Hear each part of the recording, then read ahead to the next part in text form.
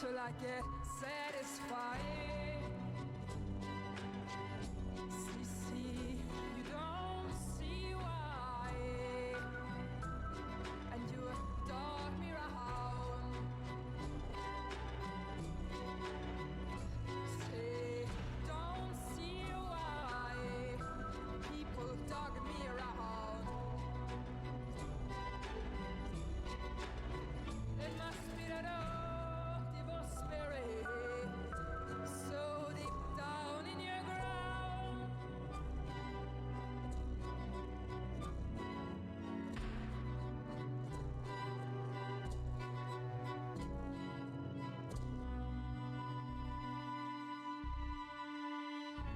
You may bury my body down by the highway side. You may bury my body down by the highway side. Some of your old evil spirit can greyhound bust that ride. Some of your old evil spirit can greyhound bust that ride.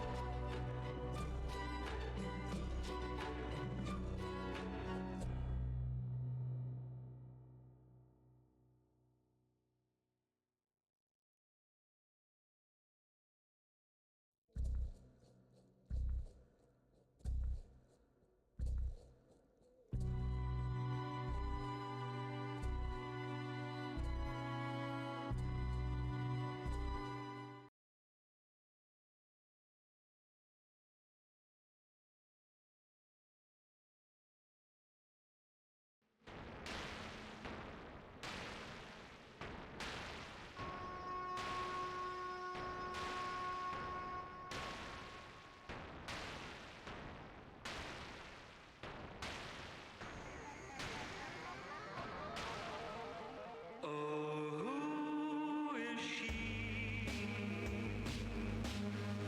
A misty memory, a haunting face. Is she a lost embrace? Am I in love with just a thief? Or is Aisha just a dream? A mystery.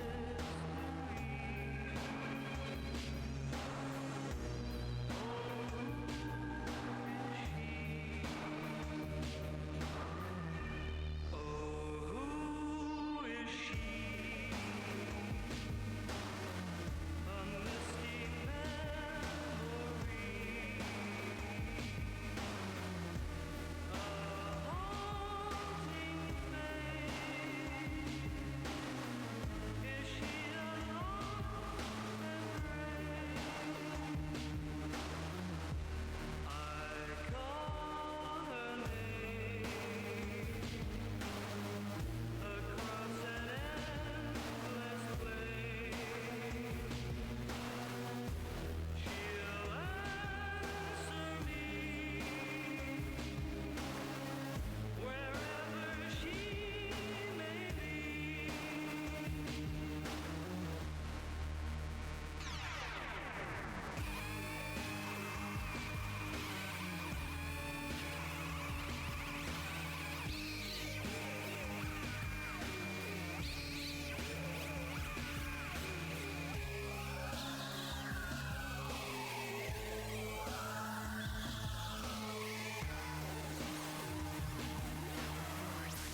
Oh, who is she? A misty memory, a haunting face. Is she a lost embrace? Somewhere across the sea of time, a lovely morning.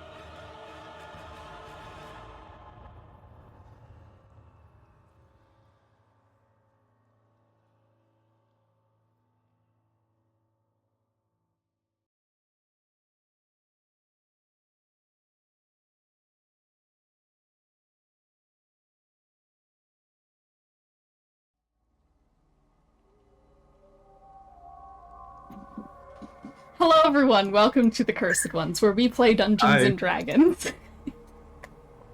Yeah, I hope everyone today is having a good day, a very good day, where nothing is fun. Well, how about we get into introductions, shall we? And let's start this shit show. Let's introduce who we are, and yeah, if we have any comments pre-session, go for it. Five-sided Mickey D's, who are you? And any comments before we jump in? Hi, I'm Jello, I play Sween, and I'm gonna leave space for other comments are gonna come. Other comments will come. I am Milkman. Hey, I'm Dean, I'm the Dungeon Master. I play everyone else and I run this shit show. I am excited for the session today. This is an interesting one, though I will say, if I said a little under the weather, it's because I am a little under the weather. Ooh. Betrayal, who are you? Do you have any comments before we jump into things? Hi, I'm Ethan. I like eels. That's all. So true. Wham! Daredevil Born Again is so bad. I agree, and do you have any comments before the session? Anything you need to get out of your system? Godbrand, it's so fucking bad. It's so fucking bad. It's so bad. It's so bad. Oh. Oh. Oh. Oh. Oh. Oh. Sure, can we get an oh for Tony? What the fuck is that? Was that a soothing jingle? Trying to calm myself. Oh god, okay. Where is my ball? Who are you? And do you have any comments before the session? I'm Kiki, I play Korah, and... I really had to rev that one up. I had to build it. I've only heard one plot point from the new Daredevil show, and motherfucker, what happened? What happened? What the fuck? Guys! I agree. Zorbal833 is my goat. Who are you? And do you have any comments before the session?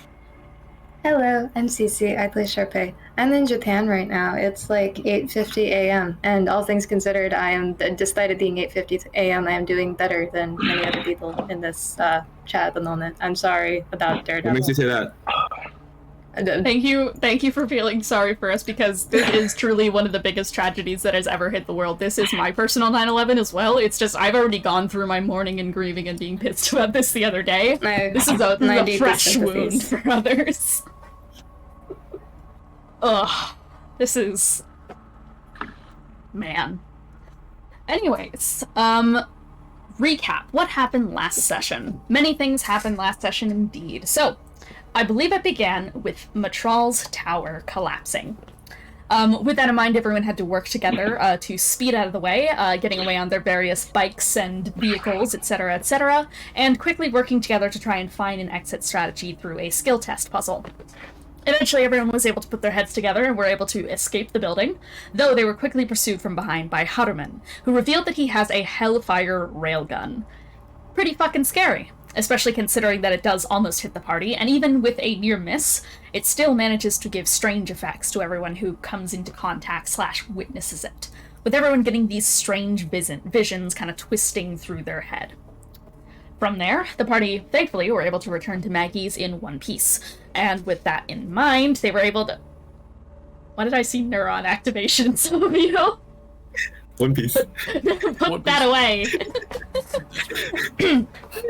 They were able to return to Mad Maggie's sanctuary, and were able to finally get a rest in. However, during this rest, things weren't always as they seem, many such cases in the Cursed Ones, because we had a couple of things happen. For one, Gideon had a weird, strange, ominous nightmare and almost didn't wake up from it, and B, well, you know, Boo made a bit of a deal, you know. And now, you know, the Matral Fiend Core, which is a little bit of a problem, hey, it's been dealt with, so we really don't have to worry about it. We don't have to worry about it. Not a problem anymore. You're It's welcome. not. It's really, really not. With that in mind, everyone started to come to a discussion on what exactly they were going to do next. Just given all the information that they have, and given that they now know that they can either go to the prison to try and rescue Azazel down there, or they can go to try and break Zariel's halo. Two things that they're probably going to want to do at one point, but they also decide they want to detour to get some of Sween's equipment to help them refine Sween cores a lot better. They detour to do that. Korah does a bulk of that mission and comes into contact with something truly terrifying on their way there. They come back hardly able to speak about what exactly they saw, though they do manage to choke out that they saw Zariel. And something writhing and awful that made them feel like they were dying. Overall, not a very good thing. With all of this in mind, the party decided that they need to fucking get out of there, so they snuck into the sewers where they learned the prison complex is, and they eventually met up with a strange creature known as Bylina, who they figured out was a demon, which isn't exactly a common or normal or a thing that really exists in the material or hell, so it was very confusing for everyone. They thought they befriended Bylina. They probably didn't, because at the end of the day, Bylina led them straight to the prison, though not exactly how they expected, as everyone was, in fact, caged into the prison, with them finding the corpse of the old Garistro that they managed to kind of, like, work with a little bit. Like, they did the whole brawl battle royale thing with in the Knucklebone Pit, but they found him bloodied and battered and covered in feathers. With that in mind, we left off last session with the party inside of this dilapidated cell, looking over the feathery, broken body of the still living but very ravaged Garistro. Just a couple of quick housekeeping things before we get in. We're going to say Charpay was with the party this whole time, just kind of lagging behind and keeping watch at the back and staying relatively quiet because of the kind of effects of hellfire in the back. With that in mind, in just a second here, when I catch my breath, because that was a lot of talking, are we ready to jump into session 206? Yes. Cool. Excellent. I'm just speaking for everyone here. Thank you. Yeah. Okay. With that in mind, we're gonna start back just a little bit with Charpay. Having been quiet this whole time, kind of trailing behind the party, you haven't really been able to find words knitting out of your mouth correctly, due to what exactly you saw, or rather, the weight of what you felt in the hellfire. The flash of radiant light so burning and boiling, it feels like it fully eclipses not the ward in your mind, per se, but it eclipses a weak link of someone else. A tidal wave. It doesn't feel for a moment like you're feeling through your own senses, but rather another's. Feel biblical rage. A blooming flower, beginning to slowly them out to this great homunculus creature of 1,000 arms and legs. It's hungry. But that's not the only sensation it holds. It's, well, hunger would denote that it's angry for a reason. Because of its deepened hunger, but more so it's like the anger has spurred upon a desire to get more and more and more and more outraged, and that's the only thing it can think of. It is in this moment where you feel your veins kind of pressing heavy against your forehead and constricting around your mind that you see chaos. In the center of nowhere. Small spark flickers off in the darkness, surrounded by these great overlapping petals of rage in the middle. Just a small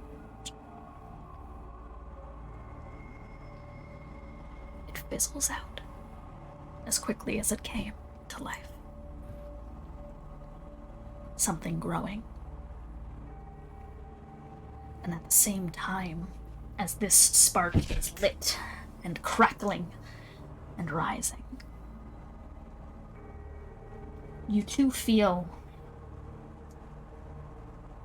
that as above is below.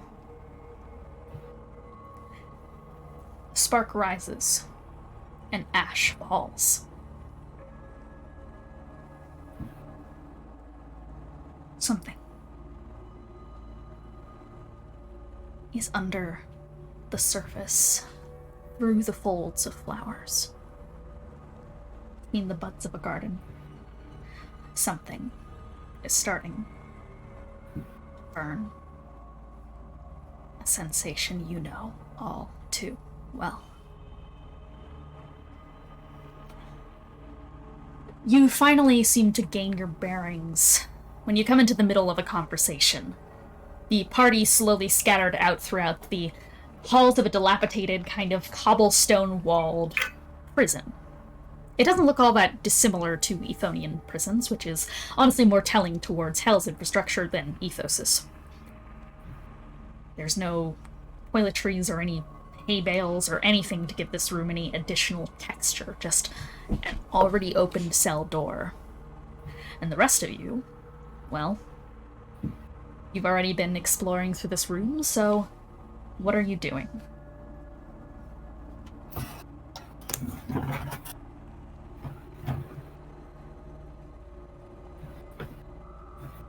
There is the Garistro, who is now fallen unconscious and has split up that white feather, which Korah has just seen. Only Korah, for reference. Okay. Only Korah. Only Korah. Okay, I didn't know if that was like a group-wide thing. Yeah, I guess he'll yeah. just kind of like turn to the rest of the group, just go, okay, there's some kind of bird issue. That guy just coughed up feathers. Feathers. White ones, if that helps. Huh. Okay. Would we be able to examine it in some way? With some Oh, sort of check? what were you gonna say, Cece? Ah, sorry. Just I have multiple questions. The one most relevant to ask first, I think, is there any like physiologically visible difference between bird feathers and angel feathers? Go ahead and roll nature. Religion? Religion. That's a better one. Okay. Okay. I'll roll religion. Religion. They're the same modifier for me. Yeah. I kind of fucked it up. It's 9. You want guidance? That's a Can I give 9. guidance? Ooh, thank you. Yeah, I'll take a absolutely. guidance. I think finally, after Charpay has kind of been quietly stumbling behind you for most of this time, you guys actually Well- see Charpay starting to perk up a little as she finally kind of exits out of the bars in such wedding dress, catching a couple of nooks and such on the sides of the grains of the bars and starting to stain it. It's already starting to get fully dilapidated by just how much time you've already spent in Hell, even though it's only been probably a day or two at this point. It's starting to lose its luster from the day before, but you head over to look at this white feather that I'd imagine Korah has picked up at this point. And what was that with guidance? It was a 12. Little better. This Can I is also roll definitely this? in a second. But yes, you can. I will give you the first glimpses, and then I'll see if you want to roll on it with Arcana to get any more specifics, or if you want to roll on Nature to get more specifics. Or Religion to get more specifics. But, Charpay, you are able to deduce that this is a celestial inclined feather. Korah! Yeah. Korah, give me the help action right now. Yes! My mic Thank isn't you. picking me up. Yes, you can have the help action. Yeah, so Okay, Charpay, that's you better. identify it as a celestial feather? I don't know if it's a bird. Maybe they're Just- celestial birds. Are you feeling I any got a better dirty 20. after the hellfire? A little bit. Sorry. It's okay. I get feeling a little weird in hell. Gideon. Yeah. You also walk over as I think Melania has walked over and like put a hand on Charpay's shoulder and is just trying to check in. You, however, kind of walk past and look at the feather. You and Korah both kind of examining the feather up and down, getting Korah to kind of spread it out. It's kind of like two scientists very much like displaying it deliberately to catch the folds, the light. And you are doing Arcana, right? Or what are you specifically doing? Oh, I mean, I did religion and got a dirty 20, but I could also do it Arcana, I guess. Yeah, Arcana would derive, like, kind of the magical potence of it. Arcana, or religion helps determine exactly what it is. Okay, so should I re-roll for Arcana, or... just change modifier, like, whichever one you want to do here. 15... So that means I got a 29 instead. Okay, so you're looking for the, like, effects that this was. This is indeed, as Charpay has identified, something celestial in nature. You can tell it doesn't exactly belong to any spell, and is more so a physiological response, is what you can get from this. It is bodily activated, an internal activation of something that was already there, just dormant. Pushing forward through flesh. Yeah, does celestial mean anything to the fiends? It does, considering that it is a classification of creatures. Okay. And also, you guys know of the celestial gods. Those are still a pantheon within hell. Right, okay. They transcend planes. Right. I literally worship instinct. Yeah. So yeah, it is... Also, another thing to give you, it is characteristically very similar, Gideon, to the... I feel like... Oh, my god, you had the Aasimar spine. This does make sense. Okay. I was gonna say I wasn't sure if you would be familiar in your travels with the effects of Scourge on Aasimar. You most certainly would be, given your own Aasimar spine. There is markings of a Scourged Fallen in here, though it is noticeably potently stronger than just an Aasimar Scourge. I see. And...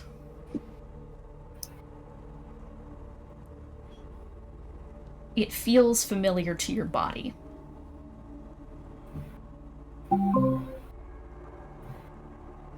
See.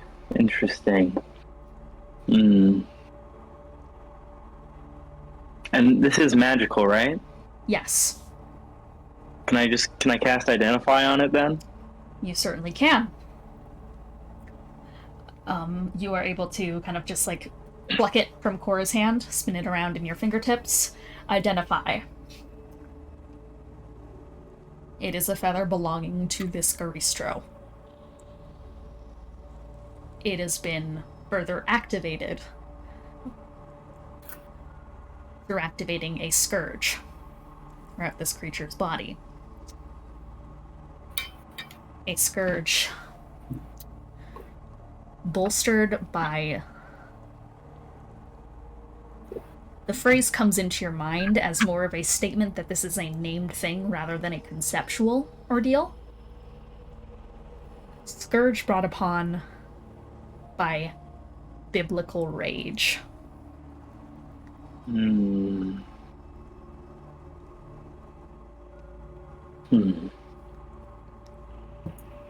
kind of leads into another question I had. Sorry to interrupt you.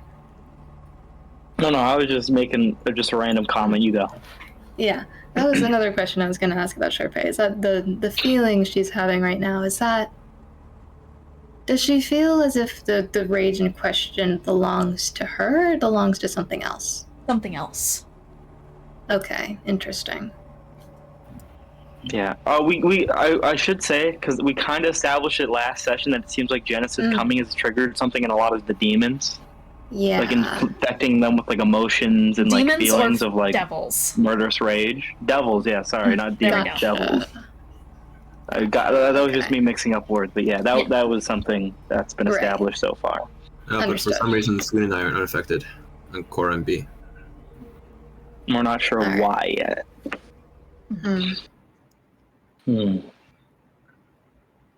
Seems that this Garistro might have been an Aasimar at one point, or is manifesting Azamar traits through some sort of immense biblical rage.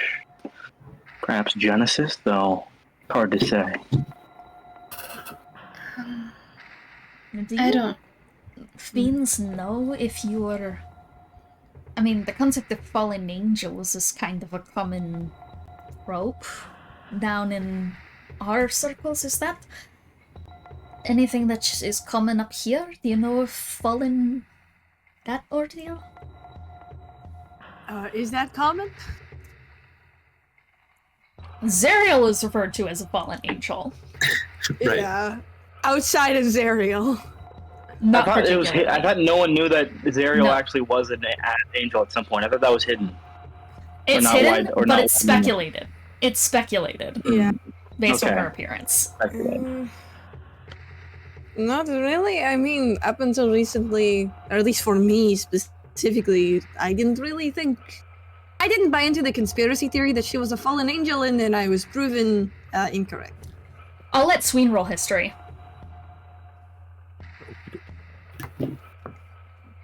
Dirty 20? You recall this pretty well, considering it was quite recent. Azazel referred to himself as an angel. A fallen angel.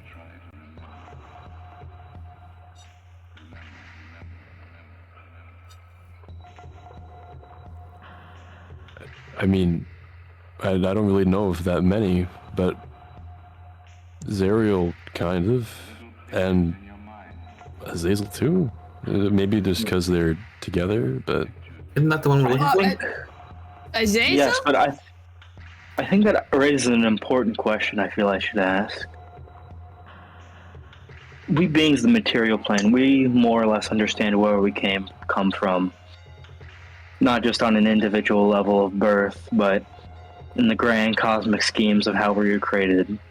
So which I feel like raises the question, how are fiends such as yourself, devils, created?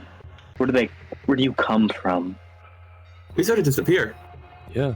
And you find that answer satisfactory? Here's a question. Do any of you guys know your first memory?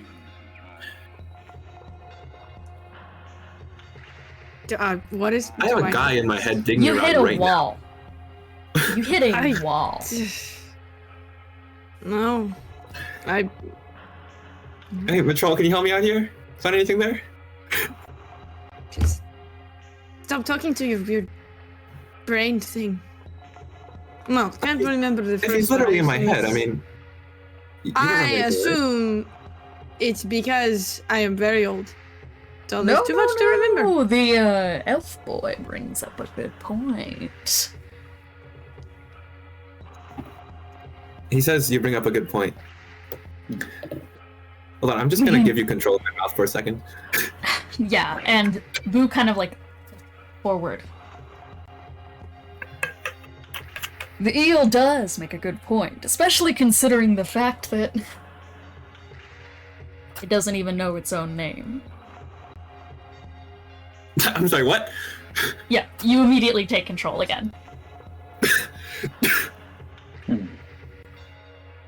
Yes, well, regardless of that, it feels important to maybe consider that there's more to your origins than simply spontaneous occurrence.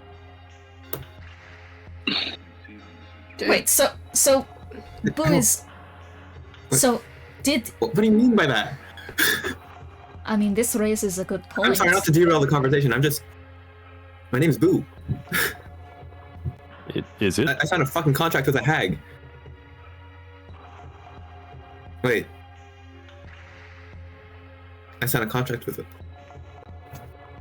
Bylina immediately goes fucking blanched white because Boo has just revealed that you guys work with Maggie to patrol.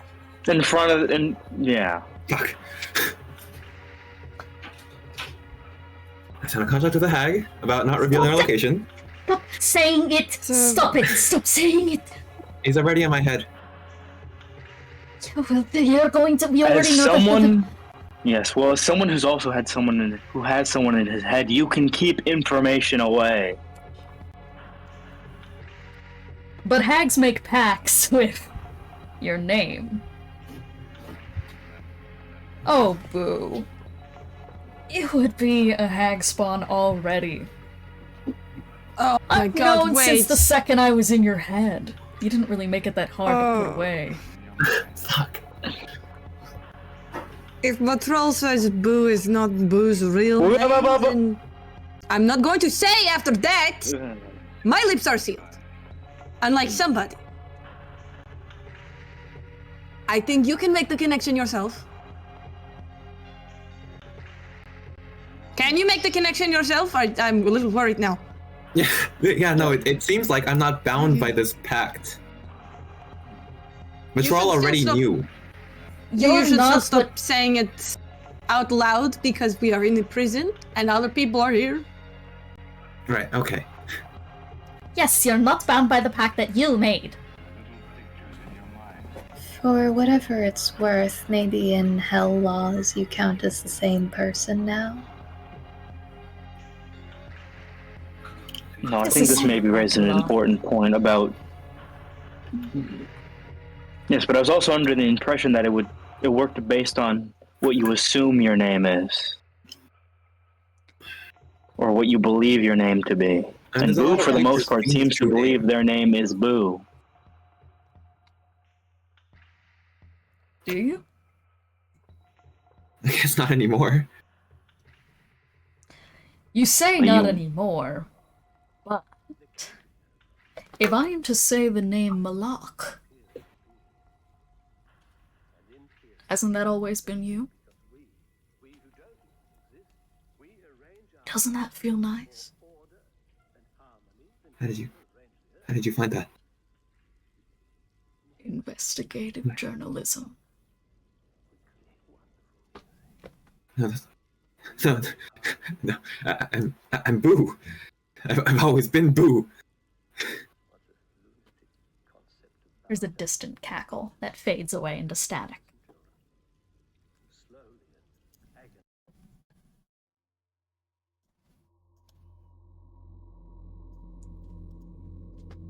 The fuck? Boo, you okay?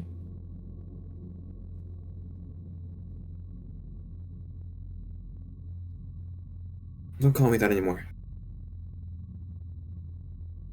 I can't tell you if I'm okay because I don't even know what I am. So We should make some progress though, right? wait, whoa. Sorry, that was... Okay, I need to describe what just happened there. That just got fully rewritten. I don't know how else to phrase it. Matrol said that... I guess, is that your name? I guess so. Fuck, it feels like it. In their head and every single... I'll tell you honestly, I've never heard that fucking name in my life, but it sounds right. It's like everything rewired at once.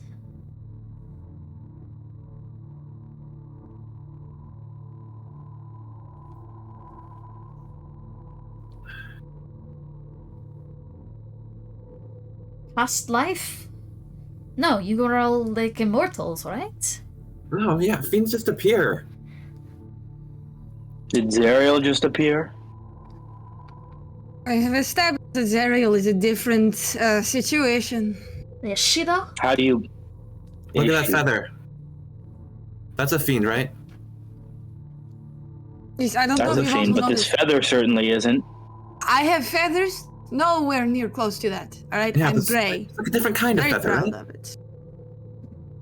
Yes, Yes, the point is, Korah, is that just because you think something's always been a certain way doesn't mean it has been.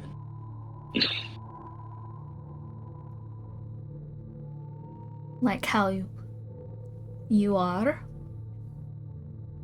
Wait, said Boo? I need some time. Just this Whatever you presence feel of a comfortable celestial with. feather Yes. Whatever you feel comfortable sharing, but this, I feel, raises something I've noticed since I've been down in hell. Everything here, the structure of it, your lives, it all feels artificial. Like, Bylina asked me earlier if I thought devils could be good. I do believe that, but from what I've seen, everything about the structure of hell, down to how you survive, seems to be built around the idea that you shouldn't be nice to each other. You can't. Everything in your life dissuades cooperation. Nothing about here feels organic. It feels like it was engineered this way.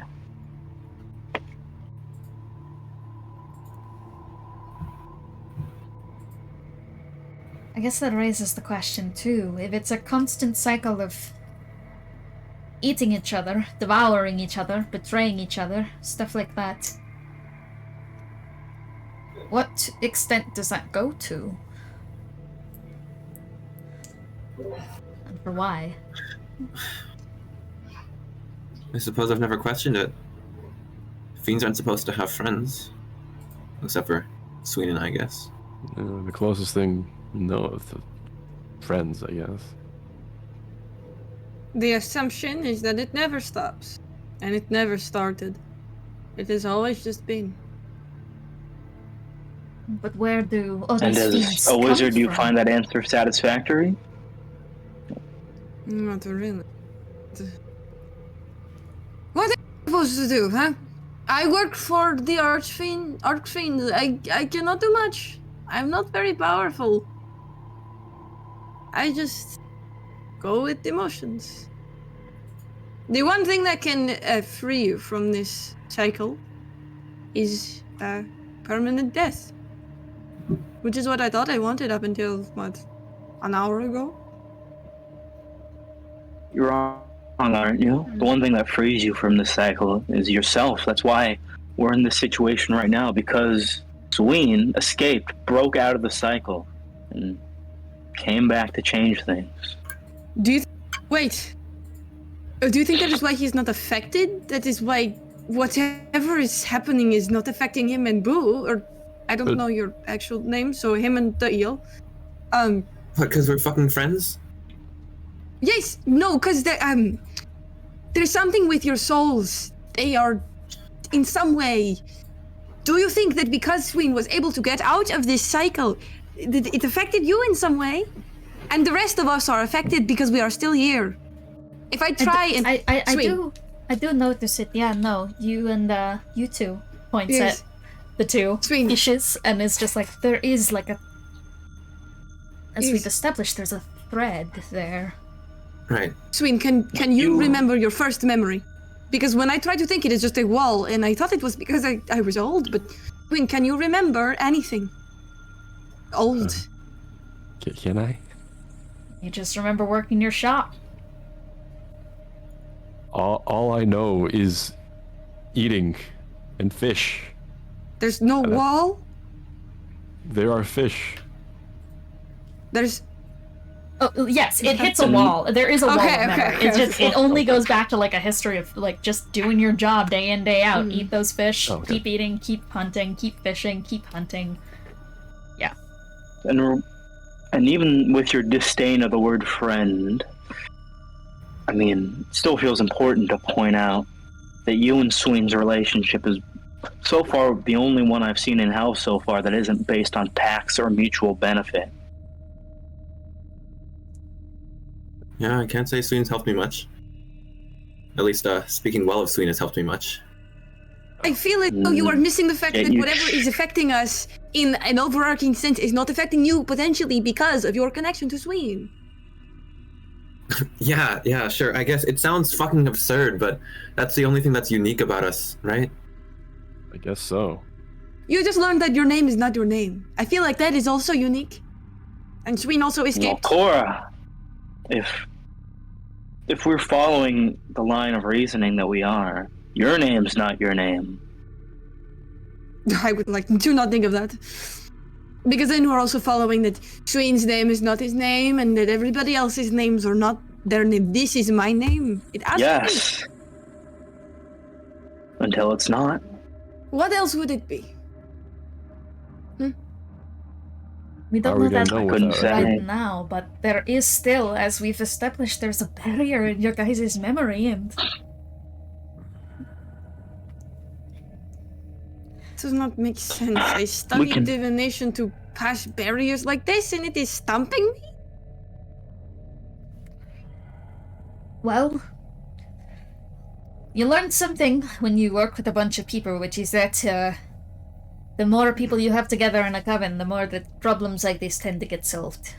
That might not be a familiar concept to Hell, but at the very least, I know when we have the rest of our full group of mortals, and we were able to, well, they were able to, I'm more so side player most of the time. Stuff gets figured out You when help. you're able to bounce off of others. You help a lot, Bylina. Thank you. So what we're know. getting at is that we don't know everything. Maybe your archdevils, Korah, know something and they haven't told you. Have you considered that either?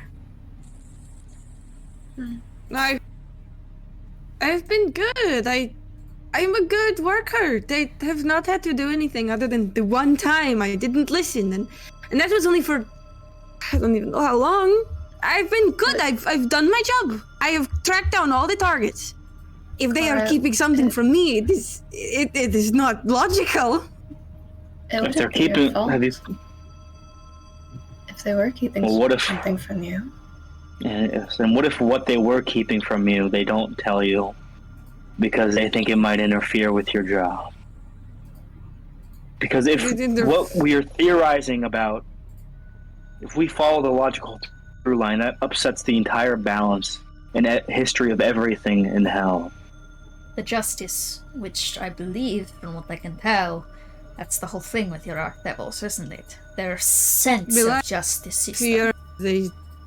They are the justice system of Hell. All other circles of Hell have their own system, yes, but they are the final say. The judge, the jury, and the executioner. I am just another arm.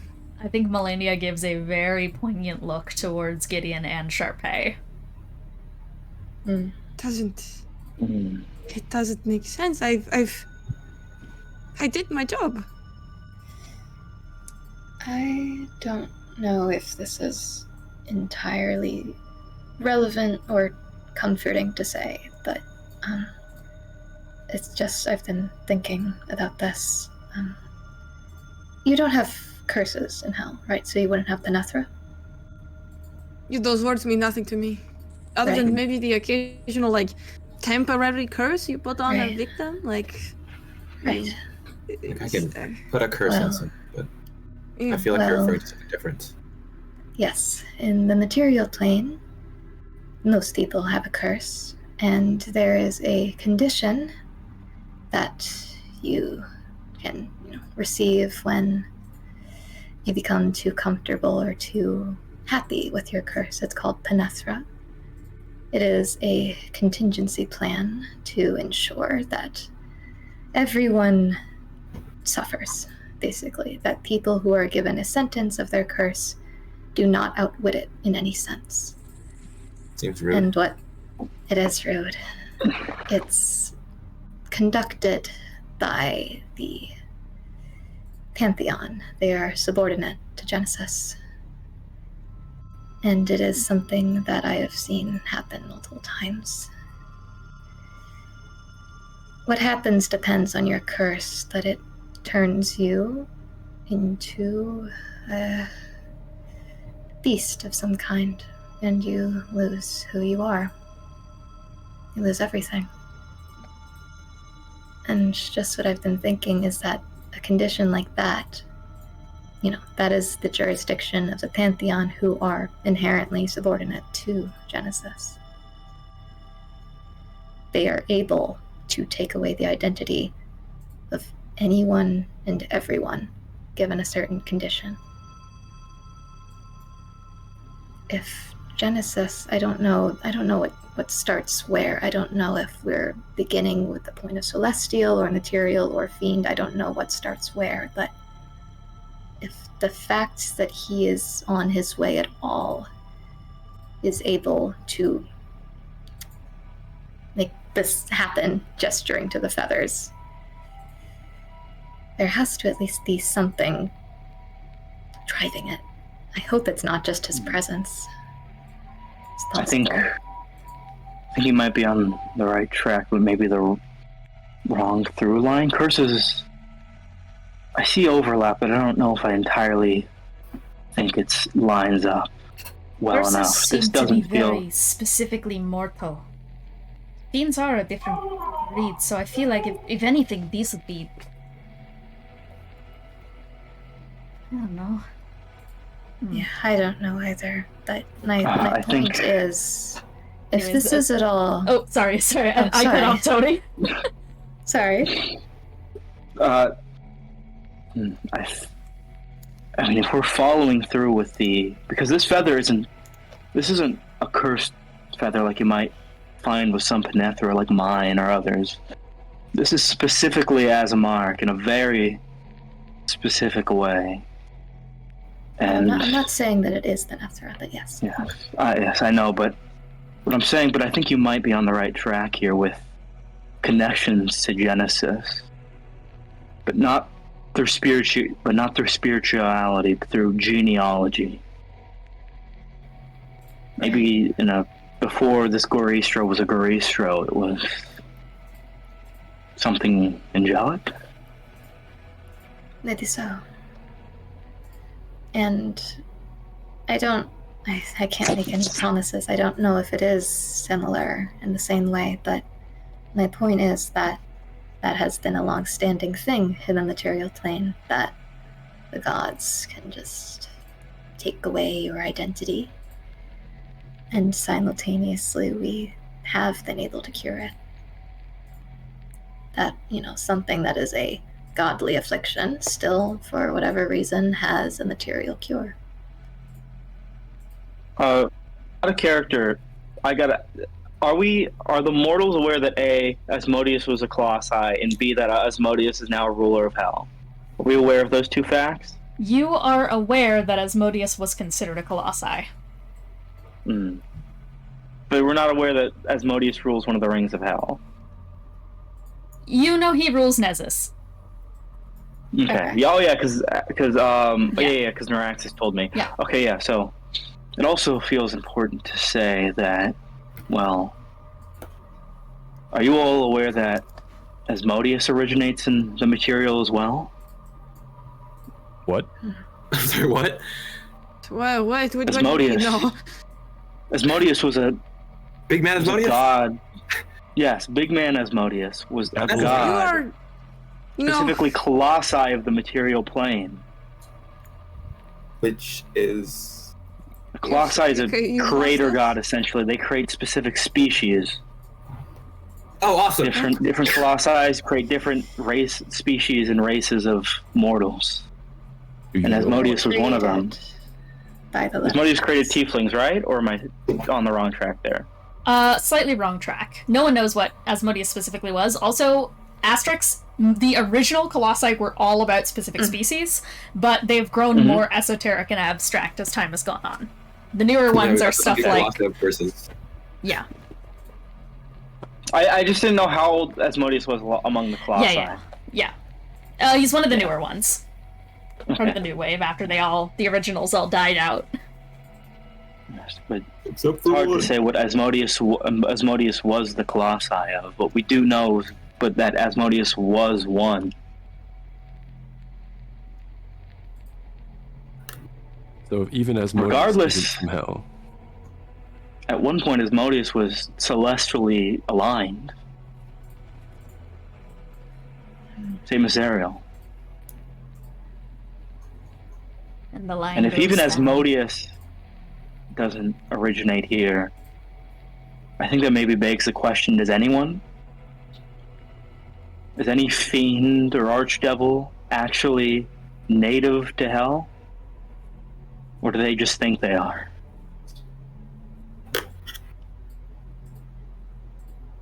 Can I investigate the unconscious body of the guy? For what? Well, like I kind of want to see how much of it is still fiend. I guess like the most pressing would be whether it's still at the core, but. The core is currently not visible to you guys because the thing is still alive. Can we change that? I think maybe we should not. Maybe we should see if the Greaser knows anything. And there's also the fact that if it doesn't have a core, you'll be permanently killing something.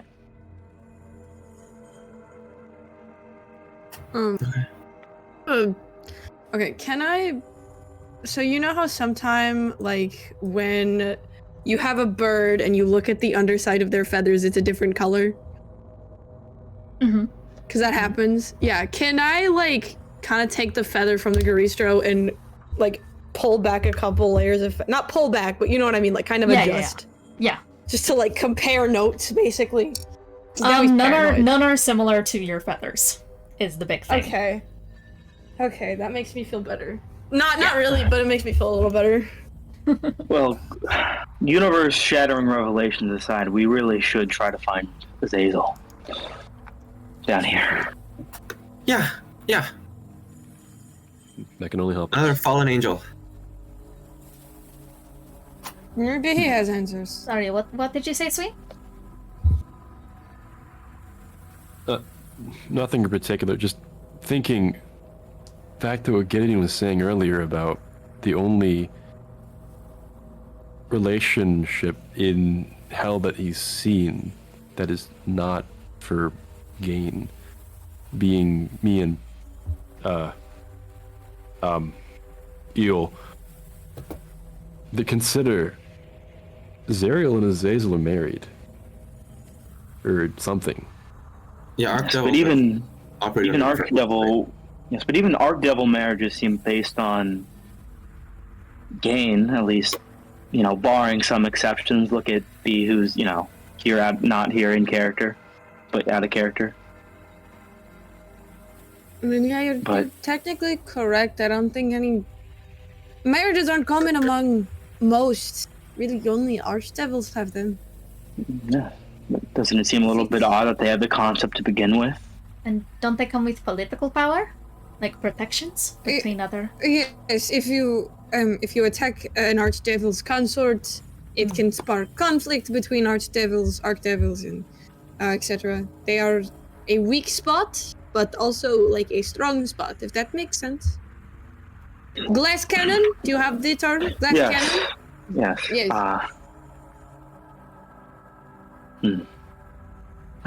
Well, regardless, is there, like, how small is this room? Like, are there any, like, hallways or anything we can go down? There's a massive door leading out of the room. Yeah, that makes sense. Okay. Yeah. And that Garishno stream's out, right? It's out, though, like, it seems like it's exhausted itself to the point of just unconsciousness for now. You could likely shake it awake again, but also it was screaming, writhing, gibbering nonsense when you last saw it. Okay, yeah. Okay. We want to try to restrain it? I don't think we have to worry about that too much. I think it's just I don't even think it's lashing out anything in particular. I think it's just been in the same place, yelling and screaming. But regardless, we should just get moving. And besides the Greaser demon, I can't imagine any restraints we have would last very long. Correct. Yeah. And sorry, out of character. Spell levels exist, right? Yes. Oh, then also, yeah. Okay, I have a 4th level spell slot left. I can cast Locate Creature if we really need.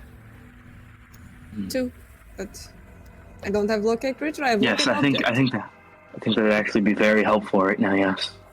All right. Now, okay. In terms of the specific of Locate Creature, I can say a specific creature known to me, which I'm not sure that Azazel is, or the nearest creature of a specific kind. Yeah, you don't know Azazel, nor I'd say enough, like, intrinsically about Azazel himself to, like, do specifically that, but you could do specific, like, nearest creature of a type. Yeah. And theoretically just one, like, raw angel. Sure. Sween's known Azazel, right? Mm-hmm. Is there anything, like, Sween can tell me to help? Would me describing Azazel count towards familiarity?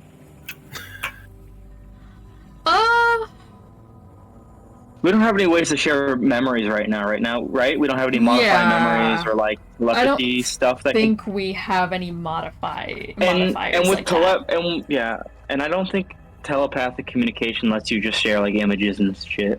No, it doesn't. Wait. Brain blasting right now. Does Melania have prestidigitation? Hang on. Or minor illusion? She most certainly does. Yeah, she does. She has prestidigitation. Fuck, I can't. I gotta check if it can do the thing I think I want it to do. Ooh. Yes! You can make an illusory image that fits in your hand. So I was gonna say, can Melania make an illusory image of Azazel pulled from Sween's mind and show it to Eel? Will that work? Yeah, I think it could. I guess a lot of layers to this. I think if there's like a conversation of like, yeah, so what does he look like and stuff, Melania is just going to look at Sween and it's just going to like as Sween brain blasts over an image of a kind of like rugged looking, rather handsome, devilish figure who is like devilish in the kind of it's in the more traditional 5e devil way where it's kind of just a guy but off. Very dissimilar to the rest of the very kind of creature-esque devils that you guys have encountered so far. He has this kind of deep gray skin, these like striking silver eyes, very pointed teeth, almost akin to Lily's in a way, would be the first thought that Gideon and Charpay goes to. He has this kind of like very well-kempt, but also slightly at the edges, like you can see a couple nicks and such near his cheek where he's like done some shaving around with probably a sword and has cut himself, but it's a relatively nice kind of blackish beard. And then in contrast, less well-kempt blackened hair that kind of goes down to his shoulders. He looks tired. He looks worn down. He looks like he's let himself go a bit. Like if he pampered himself up, he could look a lot better. But as it stands, he very much is a bit disheveled, just kind of wearing like raggedy old cloths and kind of tatters that he's just picked up over the years with a couple of pieces of armor strapped on here and there that kind of add to the embellished look. And he does indeed have two like large black raven-esque wings stretched out behind him, and a small, what you can probably identify as a halo of these little kind of red feathers that just stretch up and around. This is like a solidified design of what because we've finally solidified a bit of a design for Azazel in the background. Nice. And that would aid my locate creature, right? Yes. Okay, I'll just be like, yeah, find that one. Huh. For someone being held in captivity and tortured, he's quite handsome. Well, this is how Sween knows of him. To be fair, the last I knew of him, he was divorced. Well, he'll still be handsome under all the grime. But not divorced in the legal hell sense quite yet, which is why we're here. Right. So I'll know the location. If I'm getting the order of events right, actually, they were divorced, and then I guess the second Sween left, she remarried him? Probably not to leave herself vulnerable. Yeah. Locate creature. Yeah. I can sense a location within 1,000 feet, direction, and if they're moving, the direction of that movement. They are not moving. They are within 1,000 feet. Kind of forward into that hall around you and like pointing strangely, like very deeply down. Yeah, and also I think just like for flavor, if Mitral ever had like a hand or a finger, that sort of thing just kind of appears above my head pointing towards that direction. Yeah, absolutely. That's unsightly. Okay, we know where to go. Right. Find him. Yeah, just don't let me break concentration. Alright. Suppose we should get moving, man. Yeah. Right.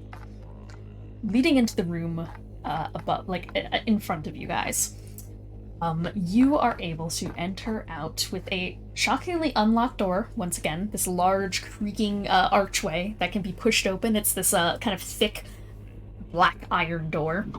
And as you start to creak it a little bit, a bleak chill begins to rush forward past you all. You're met with a bleakly lit room covered in ashen gray and reclusive black. The cobbled wall is now kind of more of a slick, mold-covered and cracked concrete, kind of split apart here and there by iron bar pillars, and occasionally decorated with wallpaper scraps that have been entirely clawed to unrecognizability. Chains hang limp like drawn-up corpses. There are kind of flickering lanterns that dance with burning out embers, and candelabras sit unlit and snapped in the corners. One of them is knocked aimlessly onto the ground. There is a set of 2 staircases kind of trailing up towards a little alcove area, and there are additionally a couple of points of interest that catch your eye. The first being the Trail of Ichor, the small riverbed that decorates the room. It kind of gives it a sense that there are just these Rorschach ink blocks of black. And this kind of blood trail, the struggle, all leads towards an iron chair. Spikes extending from its back, so from the interior of the chair where you would be resting yourself, there are spikes piercing out of it, just very thin and needlepoint at the end. And there's someone in it. Her hands are cuffed, with ichor dripping from where the inner parts of the cuffs have spikes inside drilling into her wrists. She has a black blindfold over her eyes, and she is massive, is the thing. Her features remain primarily human-esque, save for the sunken blue skin cracked with necrotized black frostbite. She has long white hair and kind of a beard with the texture of rat whiskers and a smile too big for her face. She looks like she's dressed in something familiar to you denizens of Avernus. That being very old Hellrider garb. Very outdated. It has been long since, left to be not so used by the introduction of black steel armor. It's this mix of kind of Victorian Gothic hunter's garb that seems to be rendered in real life in front of you in the hatchwork of old Slavic folkloric penmanship. And every breath she takes kind of heaves out blackened condensation. Sat at the side of the chair are 3 progressively smaller figures, eerily similar in make to Bylina from before. Little dolls. Youth is an uncommon feature in Hell. Their rosy cheeks and childlike eyes are too big for them to your untrained eyes. And even those with knowledge of the appearance of children know that these 3 look without a single glimmer of innocence in their black hole eyes. They are ball-jointed and ghastly things in stark white Poneva dresses. The last thing of note within the room is the hammer. Forged from a material somewhere between darkened steel, basalt, and obsidian, and inlaid with markings of nickel and silver. It is surrounded in a pale mist that wreaths into blackened tips before being swallowed into small blips that you can't quite make out the physics behind. It's shocked frozen to the ground in a bed of soot-colored ice that flickers from the interior with small bursts of red. Hanging directly above the hammer is a gargantuan body, strung up in 4 chains taut against the corner wedges of the room, splaying it like a crucifixion. For some reason, you cannot look at this body. Feathers litter the floor. That is what you see. All of us can't look at her for some reason? You can't look at this. Okay, you missed a couple things. So the thing on the ceiling is not the woman that Kiki talked about. There is, however, a really fucked up looking giant woman sitting in a iron chair that has spikes kind of piercing into her. And then there are 3 more of those Bylina-esque dolls, but they're all kind of very childlike. They go from one relatively tall to one smaller to one very small, and they're all sitting around this chair. There are a couple of doors leading out of the room. There are 3. different sides of the room. There's a massive hammer in the middle of the room that is kind of flowing with a bunch of ice crystals. And then, there's like a gargantuan body strung up in chains on the top of the ceiling that you cannot look at. Like, as in we can't see it, or like our minds won't let us look at it? You can start looking up, but then it starts hurting the sides of your vision too much. I see.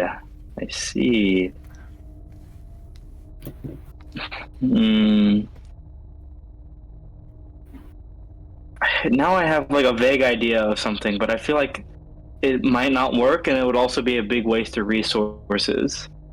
I mean, what's your idea in general? So that my idea is that one of you casts a first level spell, so I can counterspell with the Ring of Counterspelling to get back a 6th level slot, and then cast True Seeing. I mean, see if I can look at whatever this fucked up thing is, but I don't know if it'll work just based on the wording of True Seeing. Do you want to like roll Arcana to see if it would work? Cause like I like where your mind is at. Yeah. I'm a fan. Is there anything written down in this room? Written down. There is 3 doors with runic engravings in them in Infernal. Do I still have comprehend languages up? I mean, also every fiend in Yeah, this place can read Infernal. Yeah. Yeah. Yeah. It lasts an hour. I should still have comprehend languages up. Cool.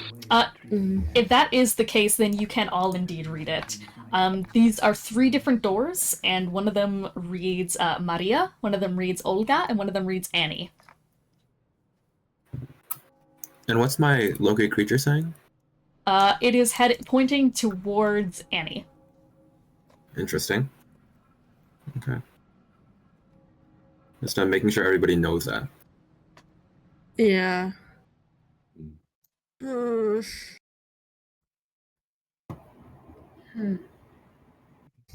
okay, do these names mean anything to anyone? No. Not that I could say, no. Well, there's 3, like, demon bots, right? Children? Yeah, there's 3 little demon kids. Yeah? And the big old woman who is just chilling out in the torture chair. Okay. And I'm assuming those are the names of the dolls? Demons? Possibly. Makes sense. Is there any writing, or, sorry, no, does it seem, the hammer, does it seem like it's magical in any way? Yes. You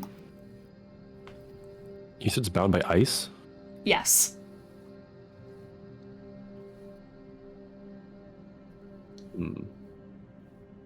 Anyone got shape water? Yeah, can I try to shape water it to melt it? It will not work. This is not typical ice, it is an ice-like thing, I should clarify. Based on what the thing... Can I try to, like, investigate it, see if it's fucked up? Because I think Gideon / me has a suspects what it might be if control water doesn't work. Yeah, control water does not work. You can roll investigation. Or, I mean, Arcana? Or Arcana, Because it's magic? Yeah. Nat 20. It is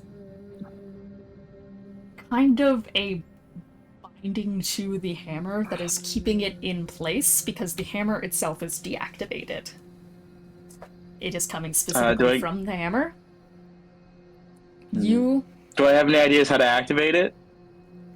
Yes, there are 2 inlaid grooves inside the hammer that are that seem to be missing something inside of them. Okay. Do I get anything extra on that Nat 20? Information-wise? The ice is a material you have never encountered before. It is a material not native to the material plane, nor is it a material native to hell. Does it seem like not native to hell? Because I was about to ask, does it seem like the ice from fucking... Where the Ice Cube Archfiend is? I'm forgetting right now. With the seas. Yeah, that one. Oh, Levistus. Yeah, Levistus. Sorry, yeah. Not akin to Levistus. In any case. Okay. Odd.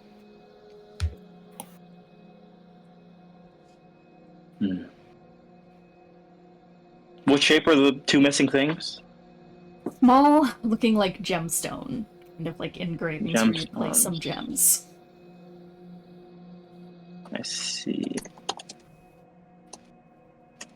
And is there any engravings on the hammer, like, or writing or anything? No.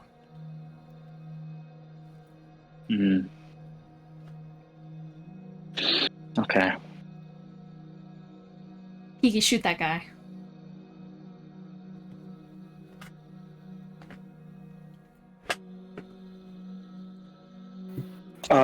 Korah, could you do me a favor? Could you use you said you had locate object, correct? Yes. Could you use locate object to see if you can find any gemstones nearby? Any particular gemstones or just gemstones? Just the nearest gemstones. Because from what I remember with locate object, if you don't know what a specific thing is, you can just be like vague item type, and it'll just tell you where the nearest ones are, right? Yes. Yeah. He'll flick his wrist. Look around. 3 directions are 3 marks are made.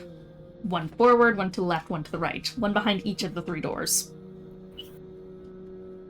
I see. But there was 2 or 3 slots of gemstones?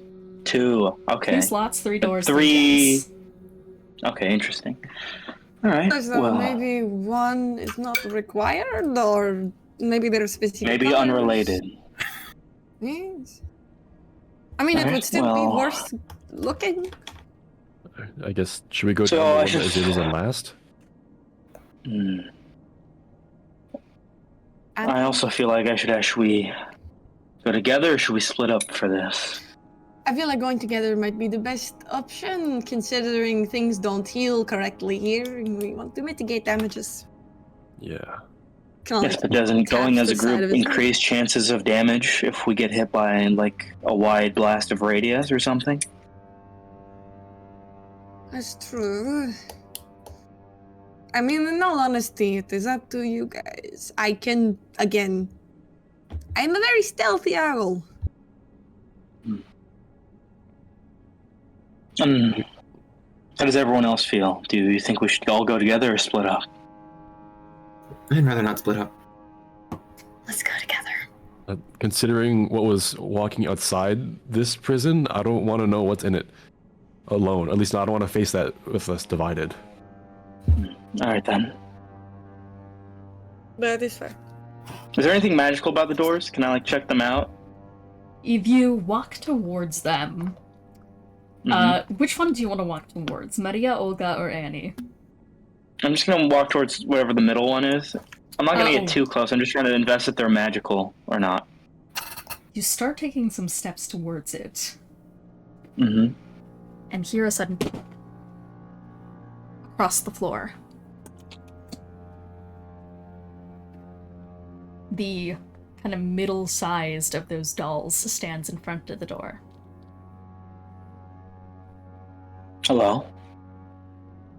Hi. Can I go through the door behind you?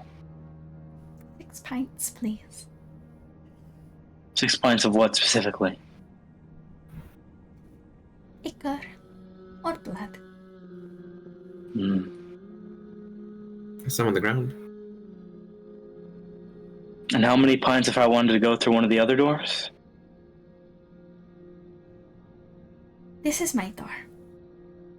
Do you know how many pints it requires for the other doors that aren't yours? No.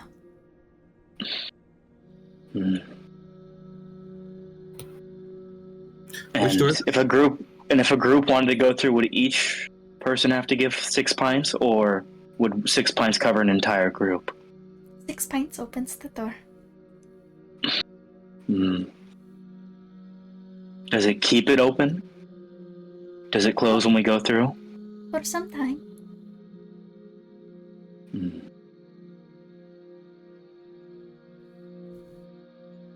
I see.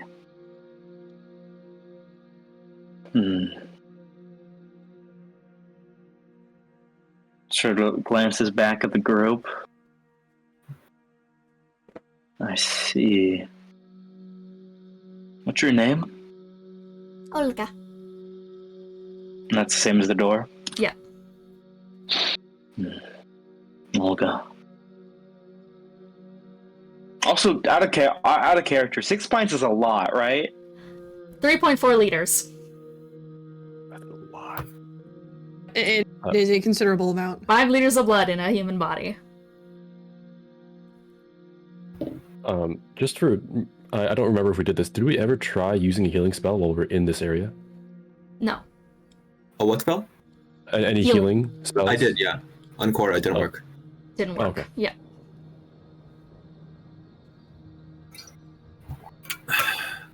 Alright, do 2 other of you want to approach the other doors to see what they have to say? Yeah, I'll approach Annie. I'll go to the other one.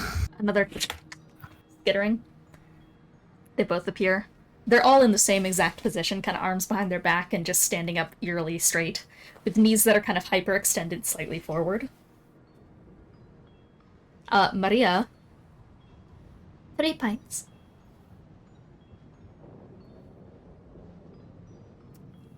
And Annie is 12 pints. Christ. Yeah. So Maria is 3, I don't think Christ Olga actually is did 6, Annie is 12. Which door was the one that locate creatures? Is Azazel behind? Annie. The 12-pint one. Oh. So, and Annie was 12 pints? 12 pints, which is 6 liters. Hmm. Wait, who's in How front of much the blood is Annie on the door? ground? Not There's enough. What if we divide it between us? There's a fiend back there. Even then, there is, though. Alright, let's optimize right now. Sween, can you shape, would shape water work on spilled blood? On spilled blood, yes. Sween, could you collect any of the spilled blood? It most likely won't be enough to get us through a single door, but it'll be enough to help at least. Sure, Man, if only we had Lily right now with the blood jug.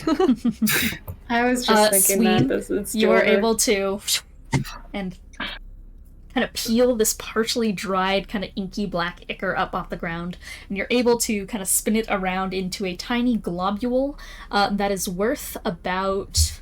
I will say that these all translate to a specific amount of hit points. This covers about 2 hit points worth of blood. And it's about What's this hit much. point ratio? Okay, but we don't know the conversion for pints and HP. So Yeah. can we get that? I can give it to you guys. So the 3 pints is going to be 10 hit points worth of blood. The 6 pints is going to be 20 points of blood, and 12 is 40. And don't forget, things do not heal correctly here. Exactly. So it's a 10 to 3 conversion ratio.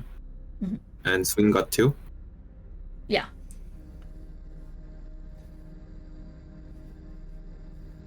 Okay. That's not much. Yeah, that unconscious body is just back there, right? Which, the Garistros? Yeah. Yeah. Yeah.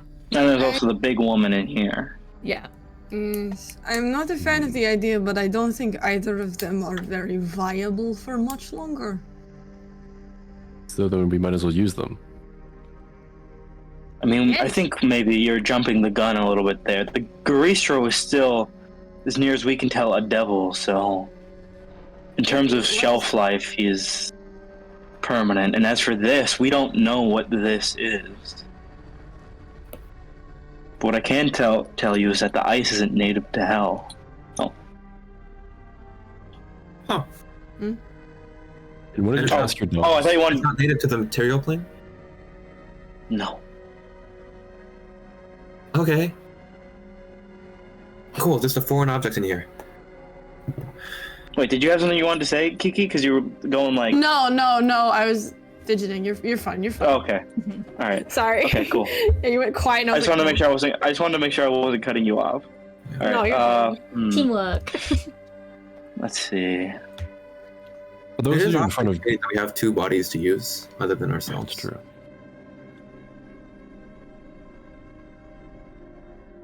Can we ask the dolls if they, or can one of you ask your dolls if it has to be from the same person? Does the blood have to be does the blood or ichor all have to be from the same source? You are talking to Olga's just going to go. Just 6 Olga. Just 6. I guess we can assume it can be both blood and ichor. That seems to be the case.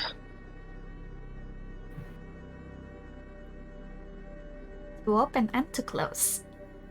She's gonna clarify. Interesting.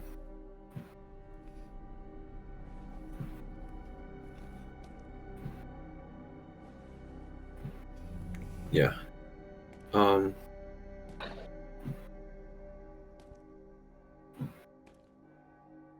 Wait, sorry.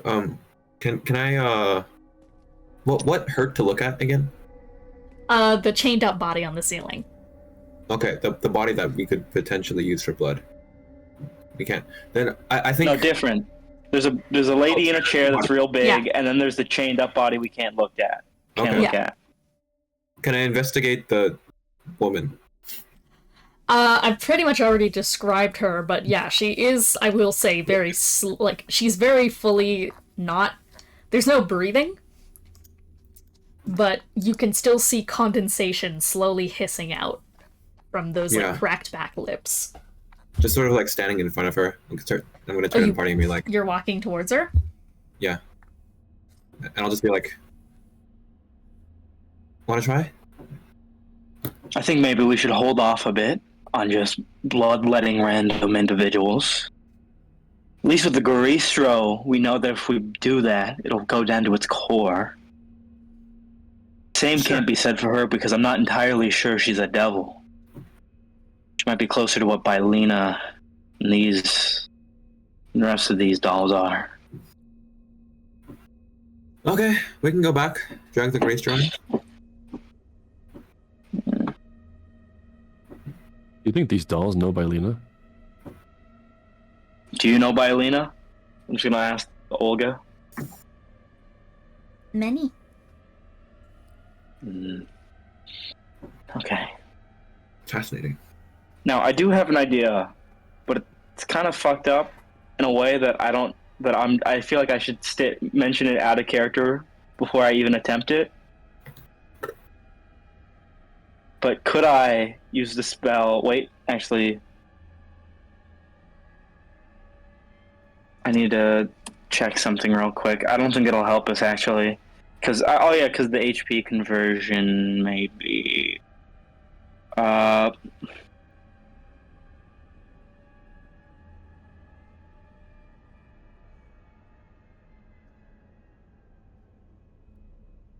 gotta check this. Okay. I'll ask. Could I use the spell Find Familiar to create a creature like an octopus, which has, I think, 3 or 4 HP, and then just sort of kill it and drain of its blood? Because here's the thing: you can make it the creature type is Celestial, Fey, or Fiend. So I theoretically could summon a fiend something and drain it of its ichor. I believe that the ichor would vanish upon its death. Okay. Because I feel like in that case it would be like an infinite feeding hack for vampires. So I'm gonna say no. Well, but also it's Celestial, Fey, or Fiend instead of Beast, so would that even be blood for a vampire in that scenario? That feels off topic, but ichor can still be taken for vampire. It's been done before. Lily has done it before with other types of blood. It can sustain them. It just gives different effects. But I also just once again I feel like destroying a familiar would also include it as it returns to magic and shit. It would just also take its fluids with it. Okay, fine. All right. Gotcha. Fine. I think at this point, Boo has left to sort of drag the Garistro over. Mm-hmm. Oh, Boo. Just as a clarification for fiends, dying or going back to the fiend course, is it a poof? Like, how does it look? It's more like like your whole body squelches outwards and then shrinks in.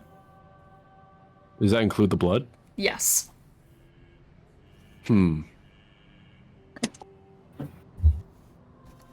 Interesting. The ichor returns to the core upon the oof, which is what I've been Can someone in referring that to. room ask if cores work? Say that again? Can someone over there ask if cores work? Like fiend Yes, cores. Oh, do you take fiend cores or just ichor and blood? Ichor and blood. Just ichor and blood. Okay. Do we have any other fiend cores? So if We have If other we're gonna fiend use cores, this but they body, we won't should take kill fiend it then. cores. Oh wait, we can't heal anything here, can we? No. No, Damn. my hand is still open.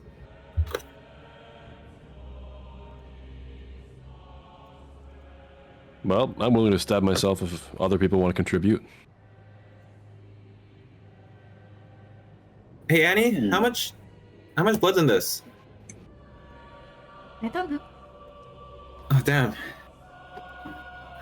Can I try to ballpark math it? Yeah, you can go In ahead and character. roll medicine. Oh, medicine. I'm not good at Yeah. that at all. Yeah. Okay. I mean, it's ballparking wisdom. That makes sense, but I'll try. Yeah. I'll Bad. also bad. say that the HP requirement is like for the puzzle portion of it and is not accurate to how much Okay. liters of blood you actually have in your body as a character. So It's why more make the conversion at all for HP? For For, fun like, for and whimsy. for In damage. case we want to hurt ourselves. Yeah. Pretty much. Yeah. For extracting like it from yourself or up. I don't Wait, know. but if HP doesn't equal the liters, then why would damage equal the? Okay, never They mind. want 40 HP. Because I'm not smart. No, I think Okay. it's fine. All right. And this is the greaser that was beating our asses in the arena, right? Or trying to beat our asses and Yes. failed. Yeah, Okay. failed. All right, then I think, yeah. Well, we're also going to need to store it in some capacity because we'll have to divide it. Also, it seems like, considering they said that the doors close after a certain amount of time, and given that, frankly, I feel uneasy about this entire situation, I really think we should consider splitting up. I know it's not ideal, but I feel like we should prioritize speed right now. Okay. Okay. If you want As to far try as to go through every storage. door at once, sure. In terms of vials, does anybody have anything faster than an hour? What? What? I can What? use channel divinity to create containers. I can freeze water, and I have water. Yeah, but can you make channel? Oh yeah, you could make you could just freeze blocks of it. But couldn't you use channel? Can't you use channel divinity to make something like big, like a jug? Yeah, I could. It just takes an hour. Artisan's blessing. Oh, okay, it takes an hour to fucking fully do it. All right. Yeah. Well, I mean, You I can guess use a fourth level spell slot for 10 I guess minutes. Boo just freezing 5-foot cubes of it would work. Cause I feel a 5-foot. How many liters of blood would a 5-foot volumetric cube be? Because that's big. That's actually really big. A 5-foot cube of blood would have about 5-foot cube of blood, which would be about 140 liters. yeah. Okay, so I think it's safe to say that Boo can handle all the storage parts. Sweet, yeah. Sween. Yeah. Mixing up people. Okay. Yeah. We're good. Okay. I mostly meant I could make a bucket out of ice, but No, I was just gonna say you don't even need to do that. You can just freeze block chunks of blood up, like just make like cubes. Yeah. Icor popsicles. Yeah. And yeah, if we want to Okay. use the Garistro, we should be careful about fully killing it. Otherwise, Well, Reverse once forward. it goes unconscious, we can just stabilize it. As long as we make sure to keep an eye on it. that work? Could we just Not keep sure. and cauterizing it? Possibly. Wait, would the blood just disappear if we goes down to the fiend core? Doesn't gore and like mass get left behind with fiends? If it's been on the battlefield for a certain amount of time, it stays. But if it's like actively leaking out of their body, it's still back in. Wait, what? Okay, no, if the gore is still touching their body, it swoops back in when they're poofed. Okay, If it's well, then- splattered and taken out of them, then it doesn't. He's got to be really careful. Okay, so then as long as Yeah. as long as we're just bloodletting and making sure to make cubes and separating Yeah. it away from the Garistra, we'll be fine. Yeah. I'm just like here trying to do the math because I realized that I actually did not accurately do the conversion and it's fucking with my head. I was like, yeah, I'll just put in numbers and then surely it'll work out. And I forgot that physics is a thing that exists. So, It's fine. Right side, with the Garistra specifically, I feel like the math works out. yeah. It's a big guy. We'll go with that. Big Alright. thing. Let's just start getting to work then. Yeah. Now, out of character again, does anybody have a higher than a +4 in medicine? That's mine. No, I have a +0. Okay. I got +1. I mean, Then I'll do I can be on standby. I'll be on. Yeah, Yeah. that makes sense. Somebody give me the help action, I guess. I'm sorry. I'm assuming this is a medicine roll. Is it a medicine roll? This is the Okay. medicine roll. Yes. Okay. Yeah. Yeah, I'll give the help action. Okay. I guess I'll cast guidance on myself. Wait, no, I'm not gonna do that because that breaks concentration. There you go. Yeah, smart. I'm not gonna do that. I'll just take the help action. Smart. Okay, that is a nat 20. A natural 20, okay. I think with a natural 20, you're able to do this without stirring the beast as well. So, what kind of mechanism are you doing to kind of let this blood from the Garistro? Yeah. If somebody has a sharp object I can borrow, I guess I'll I'll have just a like. knife. Sween has a butcher knife. I'm just sort of gonna like put a very deep cut in a major artery and just sort of let it flow. I guess. And I'm imagining that Sween is kind of like pulling it out in little strands and working on just like kind of collecting it into small receptacles, which is kind of divvying up to some extensive point where it hits 3 different globules that eventually seem to, and actually, I'm so smart, I just looked at the Garistro stat block, and hilariously enough, this does exactly make out its hit points. Like, pretty much down to the wire of how much it would have left. So, doing this, I think you are indeed able to get a clean amount, and with a natural 20,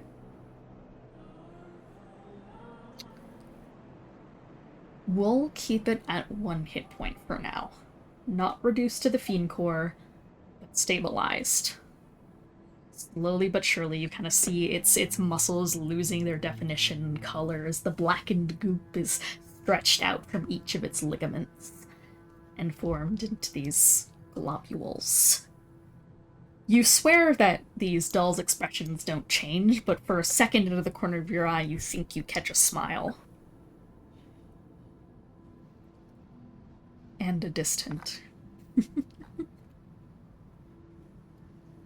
From the iron chair in the main lobby.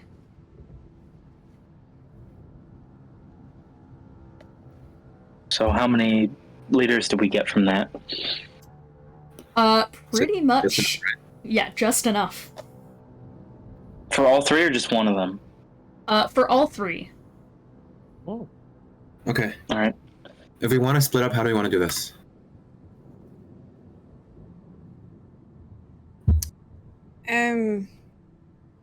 I mean, do we want to go? We want to go down all 3. Yes. Yes. How many of us are there? There's 6.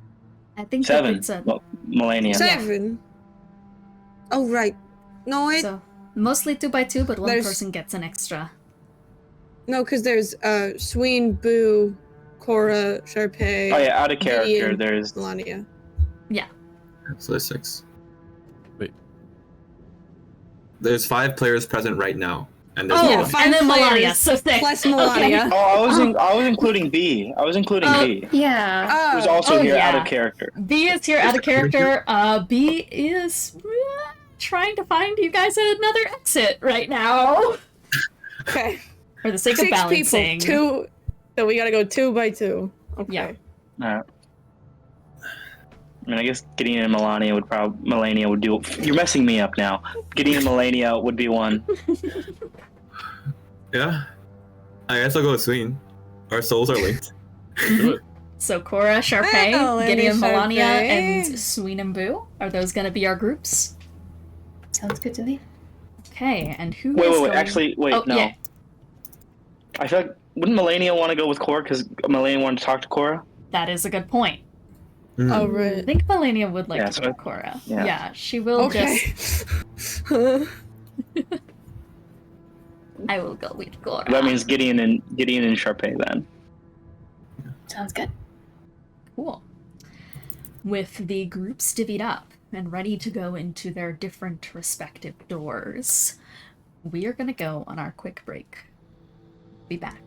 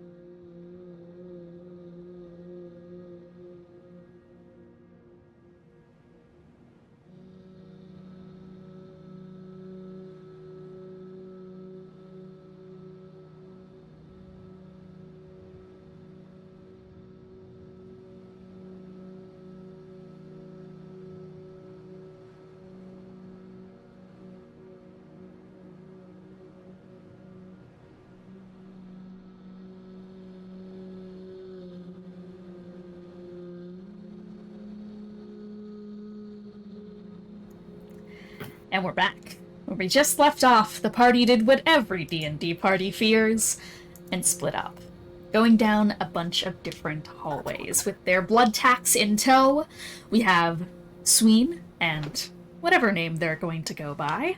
We have those two going together. We have Gideon and Charpay, and we have Korah and Melania. So, over the break, I believe everyone decided what door they plan on going through. Who is going through... I think we're gonna probably, like, be switching back and forth here a little bit, so... Let's start off with...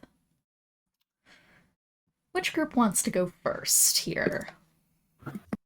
Any preference? Bingo. Alright. Let's do it. We're going down Annie. Sween. You are going down Annie, which is the largest blood tax there is. Oh, this is so evil. I'm actually gonna leave you guys last. Oh. Okay. I'm gonna leave you guys last. I'm so sorry. Yeah. We'll get to that. I feel like narratively we'll get there. So yeah. Also, out of character, remember, Korah, you're looking for a gem. Yes. So well, we're all looking for gems, but also Sween and we're looking for a gem and a guy. Who is going through Maria? Which one is that? That's 3, right? That is 3 pints. 3 liters? Yeah. Korah and Melania. Okay. Walking towards the door, Sween, you hand off the 10 pints of blood towards the small, dollish figure. Thank you for paying your due. And she slithers inside a small slit in the wall that seems to be only the size of a fingernail, manages to squeeze inside in the blink of an eye. You do not understand how she can contort herself into that small crevice. Vanishes.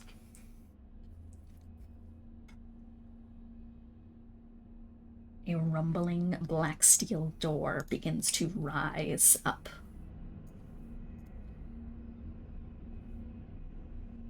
You can only see about 20 feet in front of you down this hall. It is a fog-filled hallway. Your eyes feel heavy as they set upon the surrounding walls. Everything feels just slightly askew, like the place is subtly, gently twisting with a breathing beast. Your eyes can't seem to focus beyond that 20-foot point.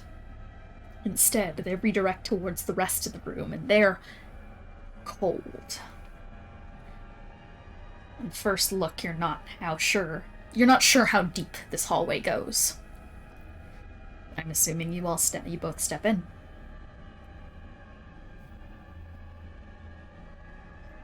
Okay. I don't think we have to worry about closing it behind us, because that would cost more, right? Yes, I believe it was just the same cost to close and to open. So we're good. We're very good, aren't we? Speaking of good, I mean, I've been meaning to talk to you to begin with real quick. But, you've clearly been coming to some kind of revelation of your own regarding, death, and... Well, funnily enough, I was going to ask you a question about it. Before, well, everything kind of happened. So, what is death to fiends? It depends on which one you are asking about. The death of the body or the absolute end?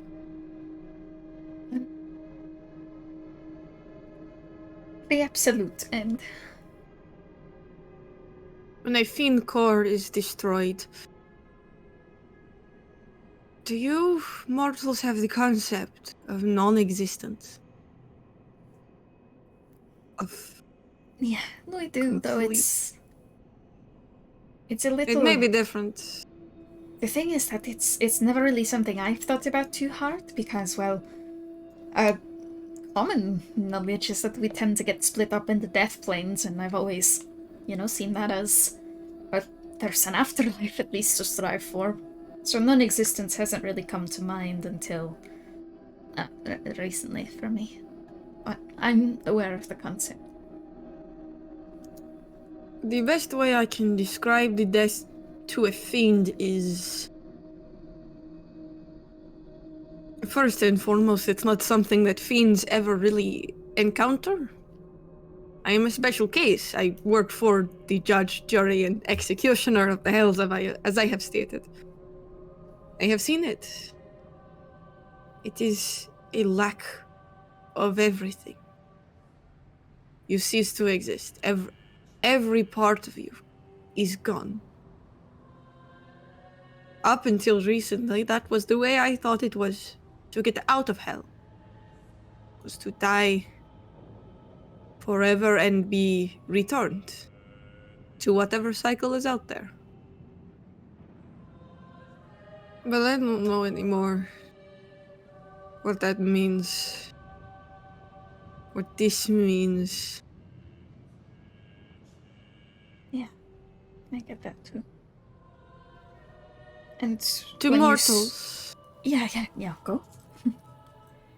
To mortals, death is an inevitability. You spend your entire life avoiding it. Even if you are functionally immortal, everyone down there dies someday, yes?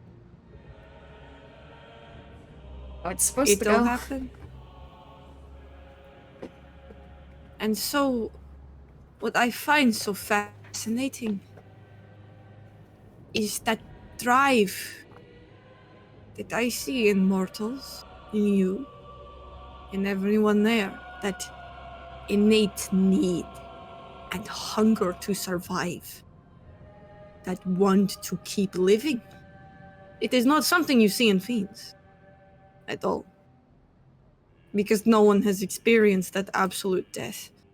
But you folks, you strive for life. You want it so desperately. You want it for yourself and for your family.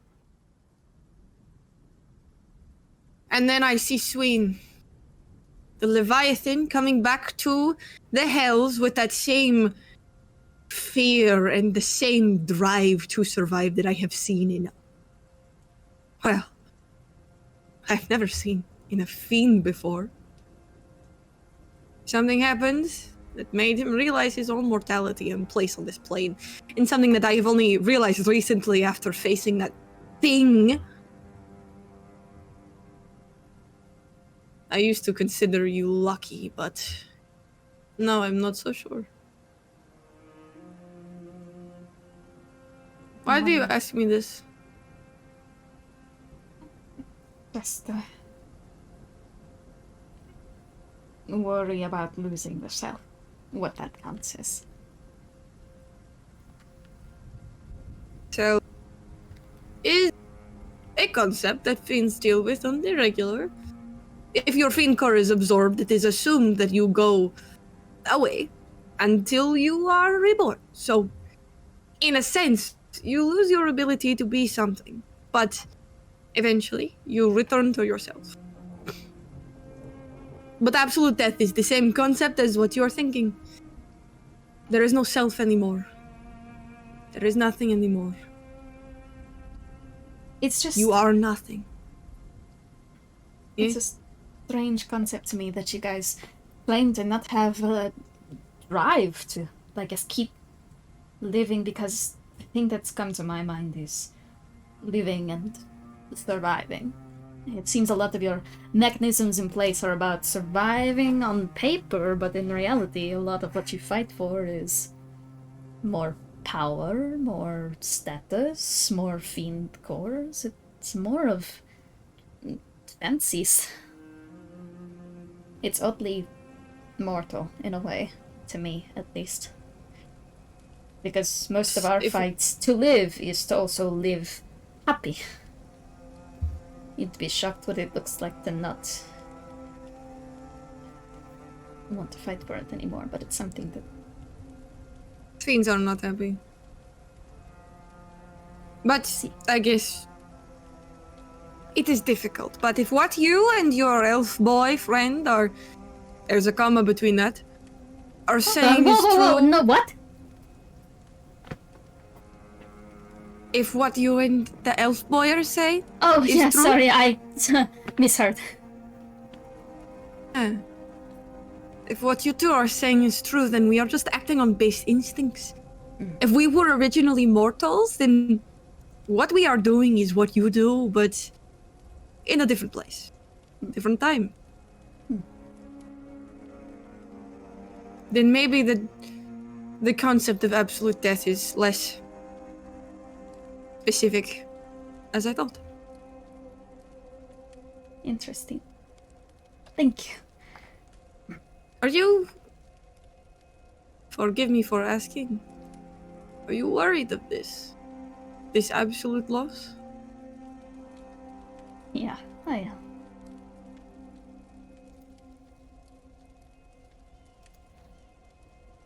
I am. I do not know of a fiend who is as courageous and kind as you who has received that punishment. Unfortunately, it's not punishment here, it's something that just happens, I guess. Well, she kind of crosses her arms, smiles for a second, then frowns. We should probably be looking for a gemstone, but, thanks, Korah. It's one of life's greatest mysteries, eh? You know, I became a divination wizard, I think, because... I think because, you know, that is all up in arms, but... I wish to know more. I wish to know about this afterlife you mortals have. You could tell me about it? Do you know anything about it? I do not. We have no such concept. I don't know if it's as set in stone for me as it is for other people, actually. we can talk later, but... Yeah, no, there's just a recent revelation that I'm probably not going to the afterlives that I've been praying to this whole time. The stars. Well, if it makes you feel any better, neither do fiends. You are not alone in this universe. Yeah.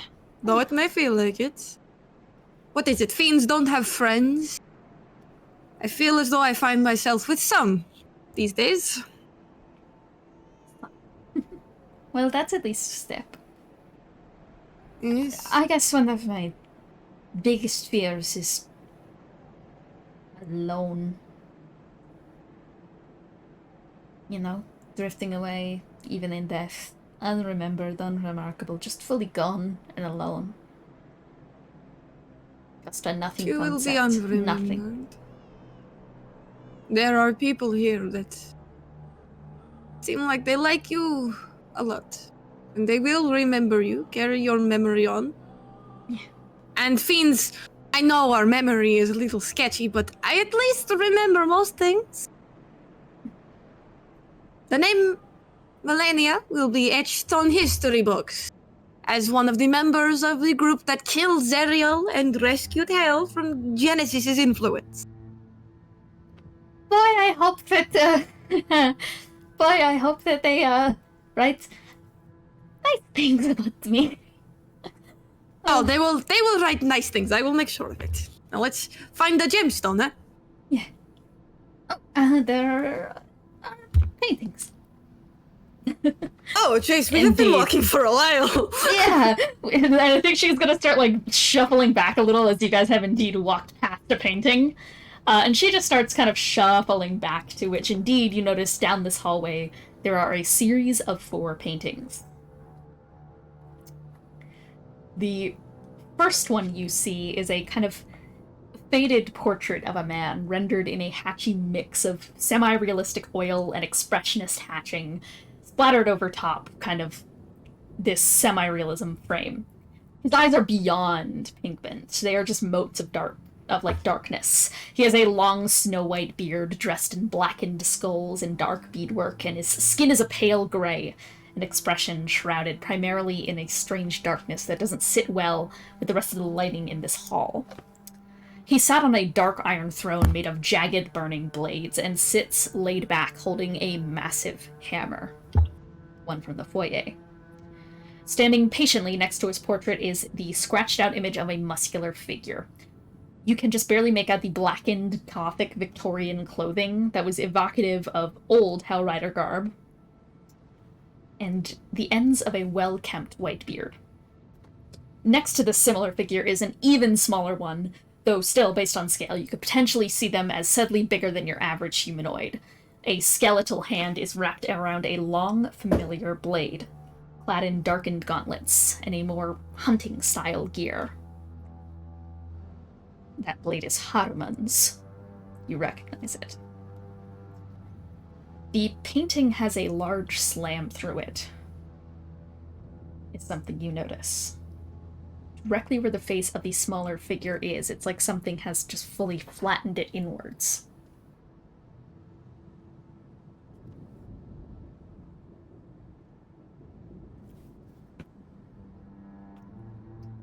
This is a little concerning. Haruman? Am I interpreting that right, or is this just like a kind of style of fiendish sword? No, you're right. It is Haruman. Dressed in old Hellrider's clothing. I don't know how old. Then who is the big guy with the big beard? And the smaller guy with the smaller beard? Do I know that one? No. No to either. Okay. I have no idea. Okay. They're also wearing Hellrider's garb, right? Or yes. Just completely different? They're both wearing Hellrider's garb. They're both Hellriders, so they're at least important enough to be marketed. That hammer is familiar. Well, the hammer is the one in the foyer. So the big guy must be the owner of this hammer. And that little one is not very popular. Are they... Walk with me real quick. And she is going to kind of brain link into your head, and you guys want to make an investigation? Or for perception here? Yeah. Sure. Make a connection? I'll do whichever one is higher for me. Yeah. And do it at advantage, because help action. Oh, yay! Jesus, all my dice are in a... That's a nat 20! Then... Natural That's 20. the person who's strung up out in the iron chair in the foyer. Oh. They are in the chair. So Haruman, the person in the foyer, and this big guy with the hammer. Are all connected. So, wait, Hellriders working for... They work for Zariel, yeah? As far as I'm concerned, yes. So they are the enforcers of Avernus. Yes. And when... Who was the Archdevil before Zariel? She just shut up, right? Do I know that? Roll history. Didn't Maggie mention it, Bylina? Oh yes, yeah, Maggie did mention it. Oh. Kostchtchie. Kostchtchie? I believe the name was. Kostchtchie's ma. This is Kostchtchie's ma. The prison. It was called Kostchtchie's ma, right? I thought it was Ebony Maw. No, I'm thinking of a different thing. Wrong media. So... No. That's not real. No, I did not say that in character. I did not say that in character. Oh, okay. You were doing it in the Korah voice. Oh, sorry. Yeah. Alright. So... Are we in... the mouth of the old Archdevil? I don't know if it's that literal, but I think that this guy in the painting might be sketchy. So the hammer out there. And potentially the man wielding it. The guy on the ceiling. Haha. But if he is dead, he should be a fiend core, not a body. And he's definitely dead. It hurts to Definitely look dead? at him. What else could he be? Kept alive by what? I don't know. Oh, Well, things don't heal correctly here. Something is... If things don't heal correctly here, then something could be up. Or so then we think. Okay, well, at least we know the major players. We have Haruman, we have this person in the lobby, and we have Kostchtchie, who's maybe alive. I'm not the biggest fan of this roster. But, But this is good, yeah, good to circle back on with the group. Okay. You guys continue walking, you come across a second painting. Huh. In this one, the figure of Kostchtchie kneels towards the one who is chained, up in the main lobby, kneeling against his hammer and reaching out with a glowing particle of sorts grasped in his hands. The thing is rendered in hateful hash marks of red and deepened black and wreaths out like a violent blizzard around the two. Standing in the doorway of the painting, watching from the shadows, is Haruman, seemingly overhearing them. His darkened face only reveals a black beard and a mouth knit in the expression of one blasphemed.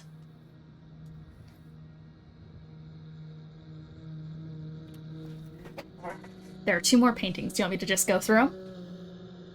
Yeah, if you could. The Just to third, get the full story. I will first say it is hanging crooked against the wall. And it is a bright display of Haruman's blade plunging deep into the back of Kostchtchie, wisps of white, red, and dark flooding out from his eyes at the point of stabbing, and a nearby fiend core laid popped on the ground, beating with sparks of red. A shadow over the scene shows angelic wings in the glint of a distant, fiery halo. The fourth is torn asunder. You can hardly make out the piece other than the fact that the color has been utterly and entirely lost. And it has been dredged by what looks like a series of two rake-like claws.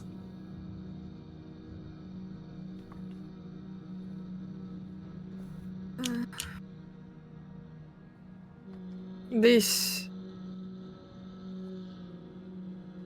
What even am I supposed to make of this? A story, most likely. Previous... Oh, yes, but... The previous Archdevil... Betrayed by his own men? This also doesn't match up with Maggie's story, does it? No, it does not. Not from what I recall. But again, I guess my memory is faulty.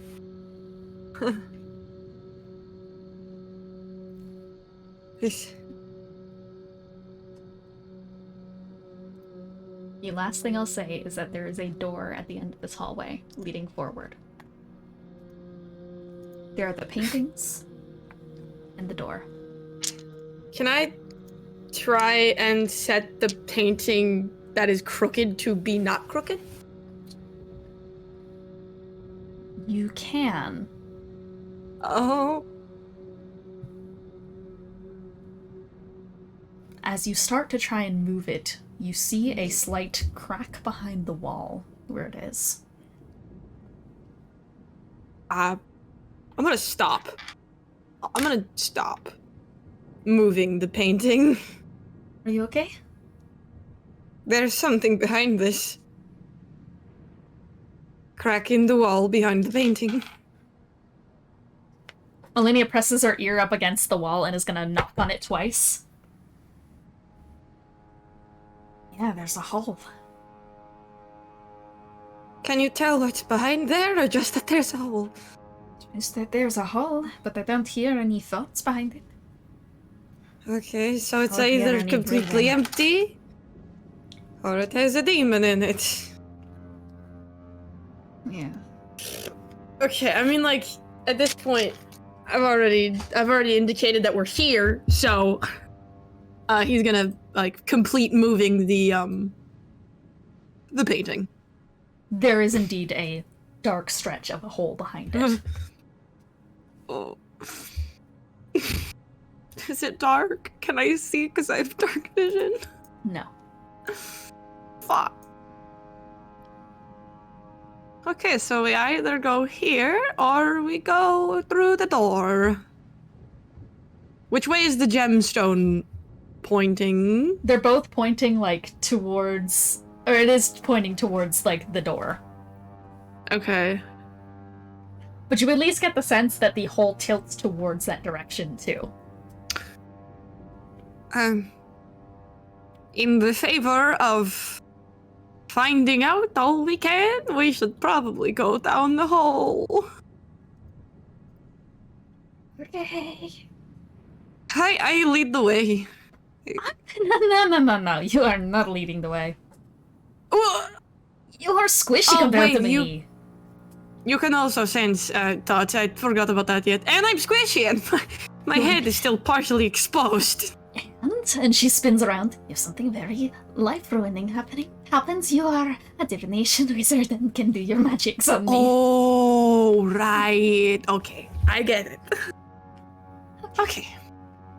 So, Korah and Melania start to crawl into this darkened hole. And we are going to swap over to Gideon and Charpay. Two of you guys. The door opens up for you after your sacrifice has been made. And you are met with a derelict, spinning staircase that stretches out in front of both of you. It is lit in dripping corpse wax bloated candles that are crackling with faint purring flames, and a groove sits upon a handrail where someone has inserted and slowly drifted the pads of their fingertips.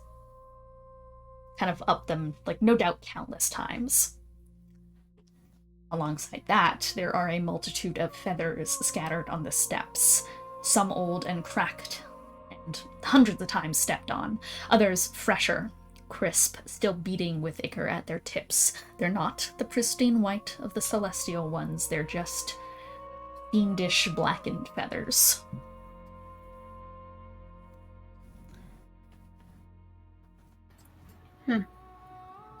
I don't know what I was expecting, that I wasn't expecting stairs. Me neither. Only way to go before, I suppose. Yeah. Are all the feathers, do they appear to be from the same source? Yes. They're just different ages? Alright. Yeah. Someone's gone up this hall dozens and dozens of times. Yeah. I mean, she'll probably, just for the sake of it, pick up one of, like, the fresher ones, if that... Yeah, you can. Will have any relevance later. Gotcha. Just for... Yeah. Can you see where the stairs go at all, or is it just kind of infinitely Much up? like before, yeah, it is kind of just like, it looks like it stretches up for a long while. It's some kind of illusory, like, not illusory per se, but it's almost like an optical illusion as you look up at it. Because at the same time, it looks like it's going up and down at the same points. I see. Well, we going up? I guess we just start walking forward. Yeah. Two of you start trudging up the stairs. Yeah. I miss being able to fly. That would be easier. Yeah. Sometimes you just have to get down and dirty and do things the old-fashioned way, I suppose. That's true. You know, if every torture method in existence here in hell and they pick stairs, come on. Oh, I'm sure there's some spin or angle to it that's much more horrifying than this. You're right. You're right. Given the amount of feathers on the floor, I don't know if flying right now is what we'd want to do. all things considered. Fair point. Fair point.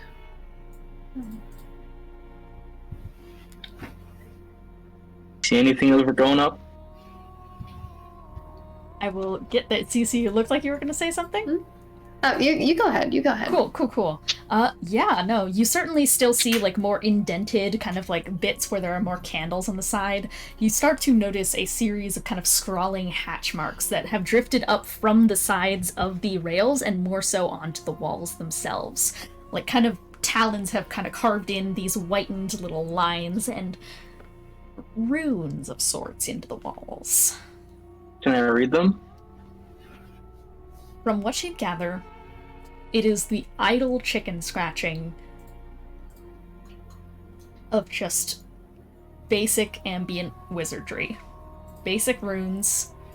It's like an exercise when you're writing things down in your book. Eventually you do so many spells that it kind of becomes secondhand nature to either just be constantly kind of flicking your hands in a motion that's kind of making something at all points, or you're still trying to get something down on paper. It's a very common fidget for people of the wizarding sort to just scratch things. Is there any sort of general theming among like these runes and marks, like a specific school or spell type or necromancy? Anything? Alright.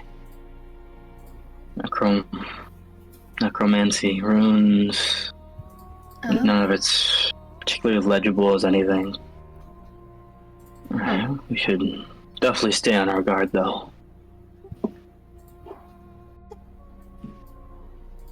There's a small tapping sound as something starts to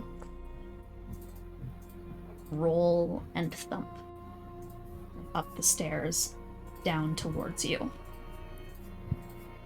And as it reaches the level that you're at, a small vial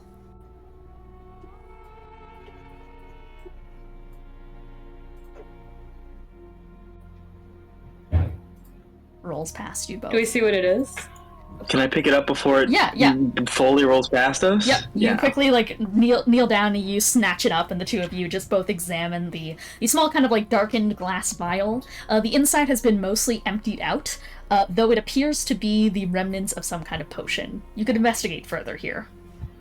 Yeah. Can I open it, sniff it, try to figure out what it is? Yeah, roll Arcana. Help action. Yeah. We'll also say... I don't need that, I got a nat 20. Okay. We'll still say help action, because you're the one holding the vial and such. You only got one hand to this ordeal, so Charpay goes over and uncords it for you, so that you can get your sniffer in there.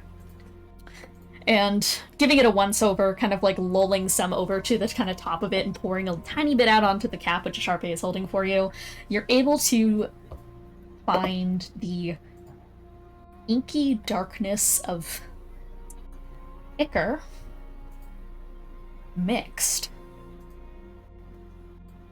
with a familiar old god gold blood.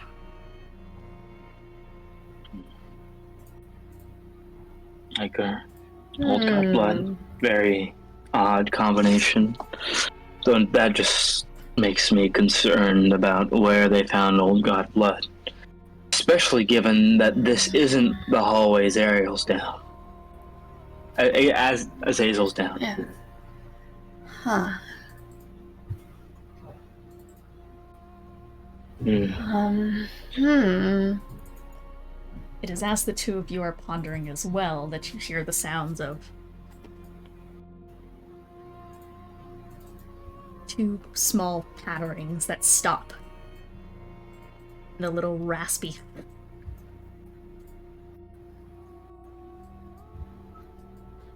And you get the feeling that right around the bend of the upper parts of the staircase you're being watched. Can I make out what it is? You look up and a massive eye rescinds backwards. You hear clattering of a human-sized creature rushing up the stairs again. Okay. I mean, yeah. Alright, well that's a bit concerning. Yeah. Let's keep moving, be on guard. Yeah. Yeah, and I guess I'm just gonna, hold an action to do a spell if something comes at us while we're going up. Right, whatever. It doesn't Go come ahead. at you. Instead, as you guys continue to make headway heading up these stairs, it seems to be staring once again from the upper rafters, this massive eye, and now you can see these darkened, kind of long, bony, ridged fingertips that have been clasped onto the side of these iron bar guardrails. And it's staring with this unblinking, bloodshot eye that is about the size of, probably around here on your head is about the size it would take up.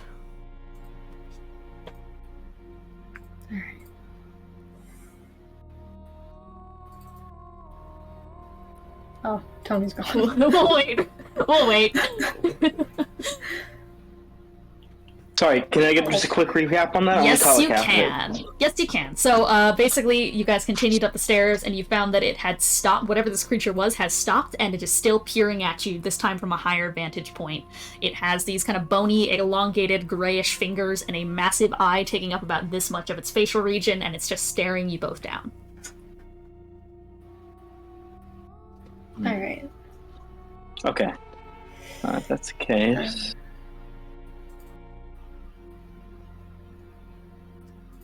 Seems kind of shy. Hello? Do you understand us?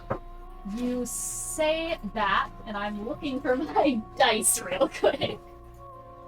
I'll roll for you, and then you can add the modifiers up. That would be wonderful if you could do that. Yeah, what do you want? I am going to have you What roll dice? just a d20 for me. Well, that is a 6 on the dice. Maybe you shouldn't have had me roll it. I really shouldn't have. That's okay, because this is a contested check if you want it to be. Because you feel that piercing gaze shooting down towards... It can only affect Gideon here just because of Charpay's nature. You feel a pressing at the kind of surface of your head, trying to draw like a pinpoint needle out from you. Are you trying to resist this? I guess... Does this feel like invasive, or does this feel like a telepathic creature? Because I assume if it has an eye for its full face, it doesn't have a mouth. It does not have a mouth. It's telepathic, but it is also trying to clearly poke in beyond just opening a channel. Okay, then I will resist it. Alright, go ahead and roll Deception. Cool, I'm not good at that, but I already gave you a 6, so that's something. Deception.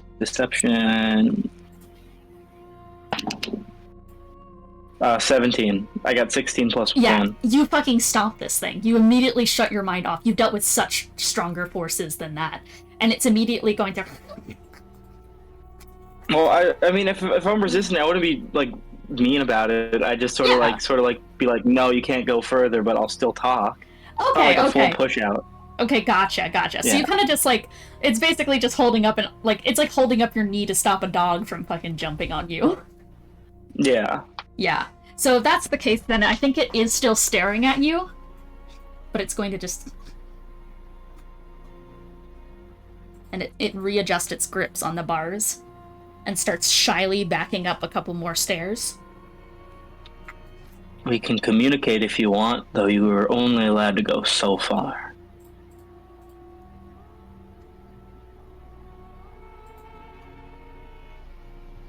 Seemingly can't make any verbal, discussion with you. Alright. Well, I was hoping it would make telepathic discussion with me. I just wasn't letting it, read my memories. Oh, okay, yeah. If that is the case, then indeed you are I thought that's what was going on, because it wants to talk, but it also wants to investigate. So that's what I was like, okay, I'm not going to let you read my mind, but we can talk. That this creature can indeed, it actually, it specifically has very stunted telepathy. Where it's very refined in one way, so I think after it makes these kind of hissing, grunting noises, you eventually hear just slowly click into your mind.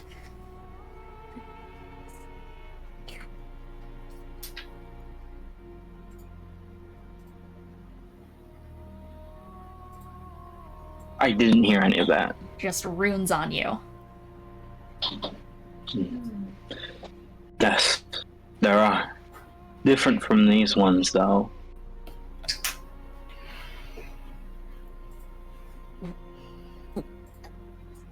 Wish spells.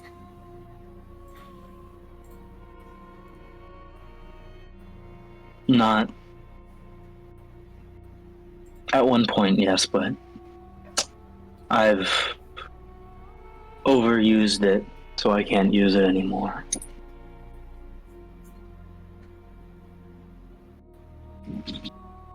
It slowly crawls down a bit more. Wish spell make me.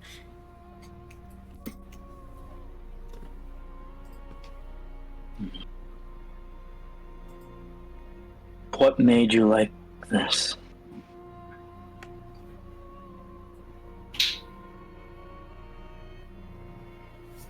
Its pupil kind of constricts a little bit, and you see its expression glaze off into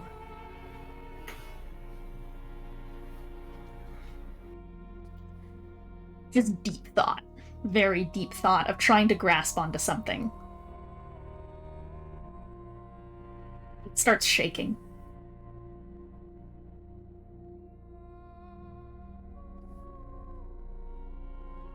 As it kind of starts slowly, tentatively making its way down the stairs to kind of meet with you. A feather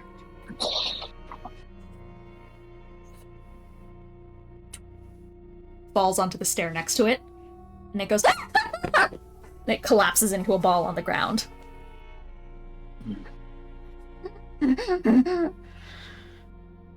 Where do the feathers come from?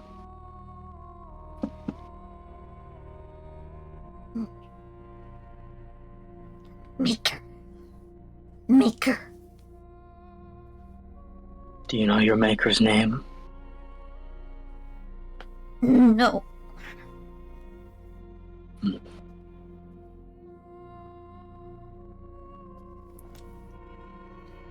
See.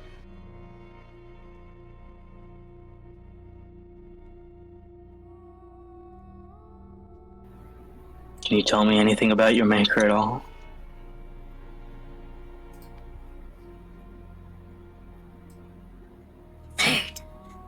Wizard. Me.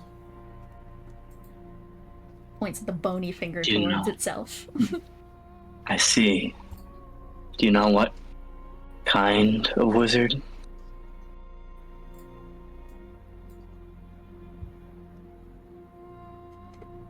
Very much just like skitters over to the wall. This thing, by the way, is not tiny. This is the size of a person. Yeah. And it goes towards the wall and is going to slap its hand on top of the runes and just kind of scratch at them. Mm.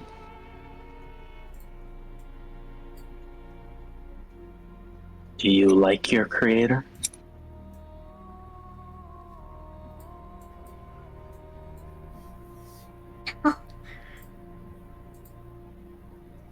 I didn't come through.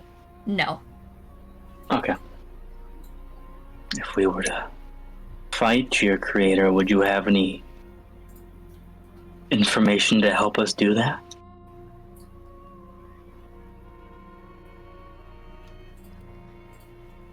Kind of slowly, like, once again, it tries to, like, do another step down the stairs to kind of get a little bit closer to you. It's starting to kind of, like, reveal its form a little bit more. It is very shrunken and shriveled and humanoid with, like, these massive, like, spikes and such that are jutting out from what was previously runes etched into his body. Yeah. And there's, like, the torn apparel of what was clearly once a wizard. It is now something that in fact, I'd imagine, Gideon, you are aware of the myth of them. They're called the Nothic. Corrupted wizards. I see. Whose magic has fully taken over their body and their minds in the process.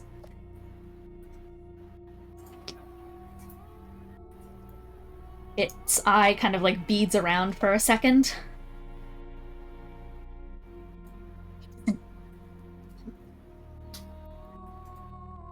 It's strong.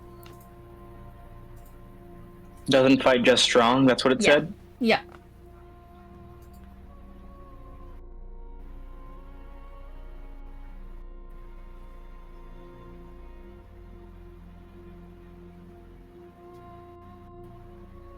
Do you want us to fight your maker?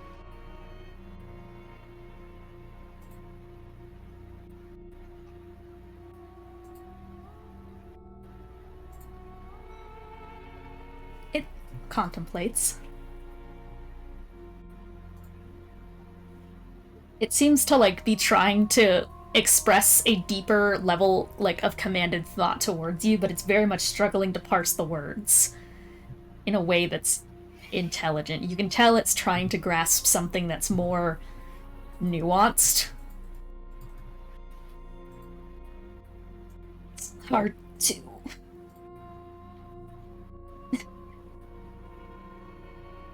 As the...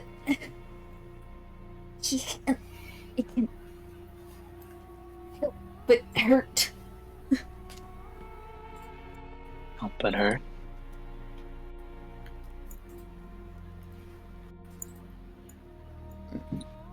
How did it help you?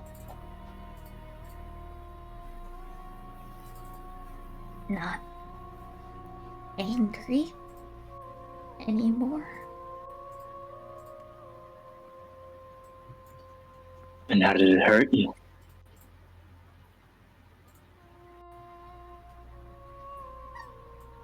Just points at itself. Mm-hmm.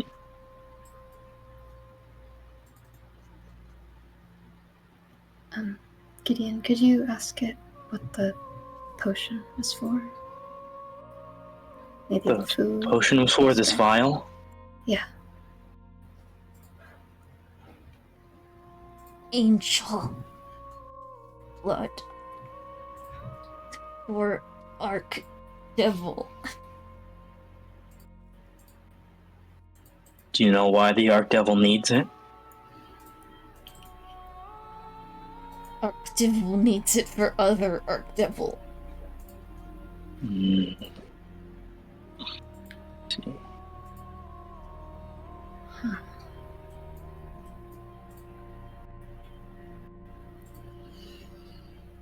Now, can your maker see through invisibility? Yeah. Okay. True sight. I see.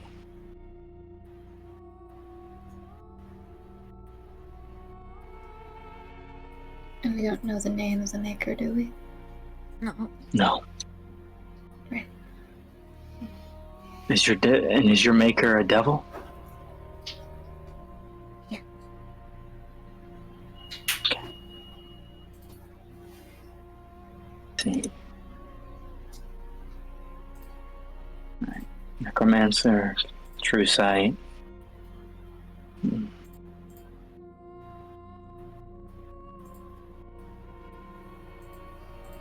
You've been very helpful. Is there anything I can do for you?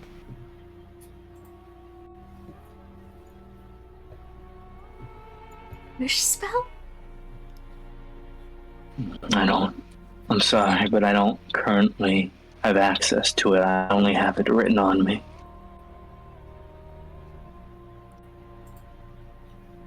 It just looks around kind of defeatedly.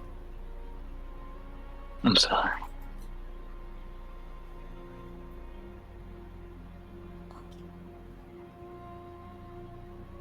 Do you know if your maker can cast Wish? No. Do you know the strongest spell they can cast?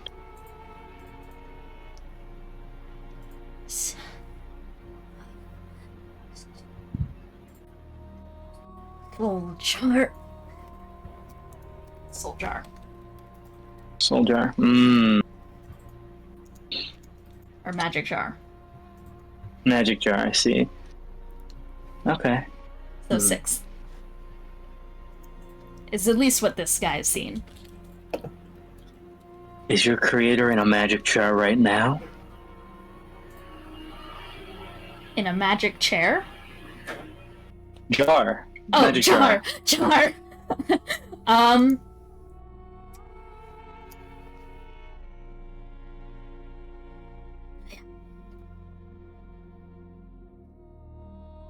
You said yes? Yeah. Okay. Well, that's not good, Charpay. Or, actually, it might be perfect for us with you here. Soul Jar lets you put your spirit into a, jar. And whenever anyone comes close enough, you can attempt to possess their body, take it over. But given how Soul Jar works, it shouldn't be able to affect you. Already Right? possessed Is that a you? character, right? Yeah, that is correct. But the Nothic is gonna go already in. Already in. Do you know what they're in? Just seems to rack their brain for answers there.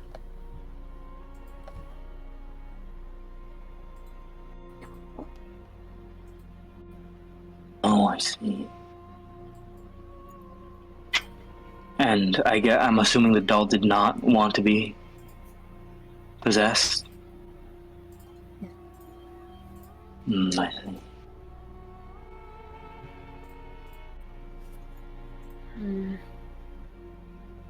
Well, that's unhelpful. That means this creator, this maker, is in one of the doll's bodies, and it can do what the doll does. And it can go to any of the other ones. Or any of us. Only if more come in, but if it's in another creature's body right now, that means it has to switch back to the jar before it can possess another. Okay, that's good. Okay. But I will also say notably, none of the 3 doll girls at the bottom have ever moved or spoken at the same time. It's all independently of one another. That makes sense. But there is one important caveat, which is if we destroy the jar, the creature goes back to whatever its original body is. Right. If the body's close enough. If the body's too far, it'll just die. Am I missing anything on Soul Jar? Like any important spell things? Let me double check. Because that's what I remember. You swap souls with someone, and if you just destroy the jar, you go back to your body. But if your if it's more than 100 feet, then yeah, you can't get back to it. Any other special nuances to it that I should know or would know? Others. You retain your intelligence, wisdom, and charisma, and you retain the benefits of your class features. But you do not maintain your spells. You otherwise use the stat block of the person you are possessing, but you do maintain class features, not spells. I see. Or class features, yeah. Yeah. Spells are class features. Yeah, so spells, yes, then, yes, it can still cast its spells in the body of another. Okay, now, do you know where your creator's magic jar is?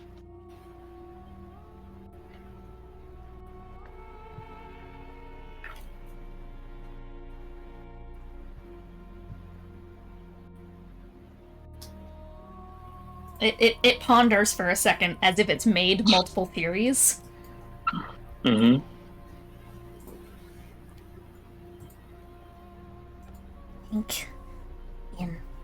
It's in a box. Little box. Little box. Do you know where that little box might be? Room. In room. Do you know where in the room, possibly? Shelves. I see.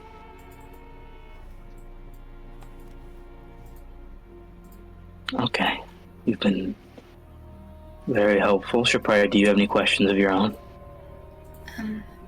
Does it mean this room or I think it means it's at upstairs, so yeah, upstairs. Okay. All right. Yeah. Okay, yeah. I wouldn't say so.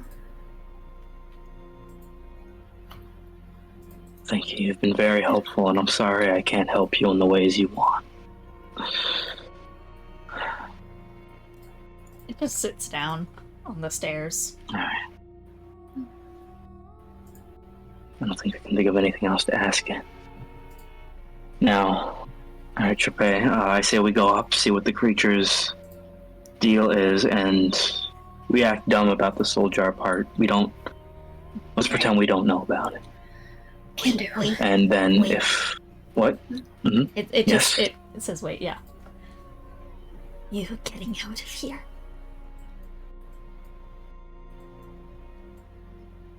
We'll get out. We're getting out of here after this, yes. Would you like to leave? Yes.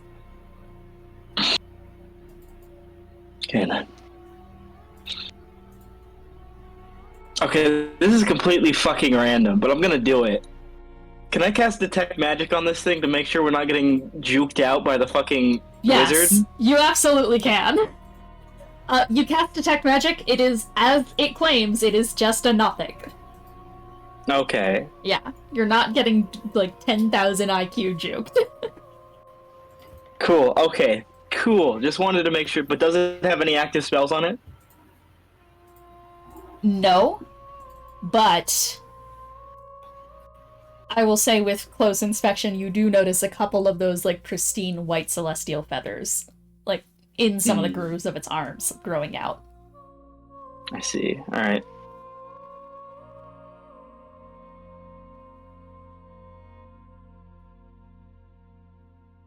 Okay.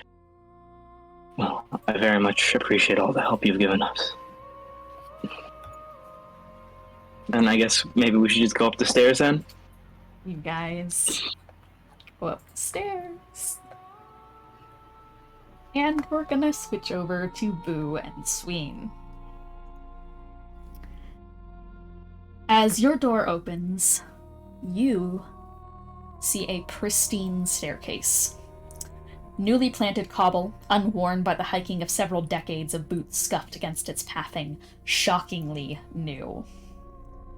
You hear distant sounds, if you listen closely. A faint, stifled in the far distance. But with the way the noise kind of like bounces, it's hard to place exactly where it comes from. It is grotesque, racked with mucal sniffling and roughened edges to it, as if someone's been crying down there.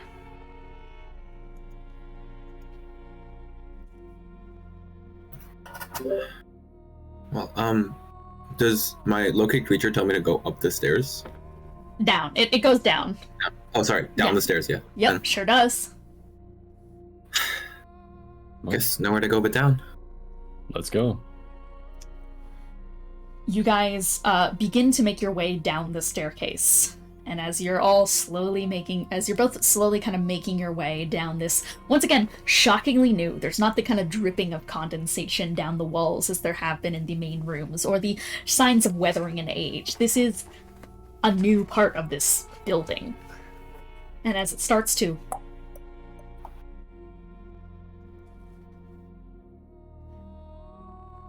you distantly hear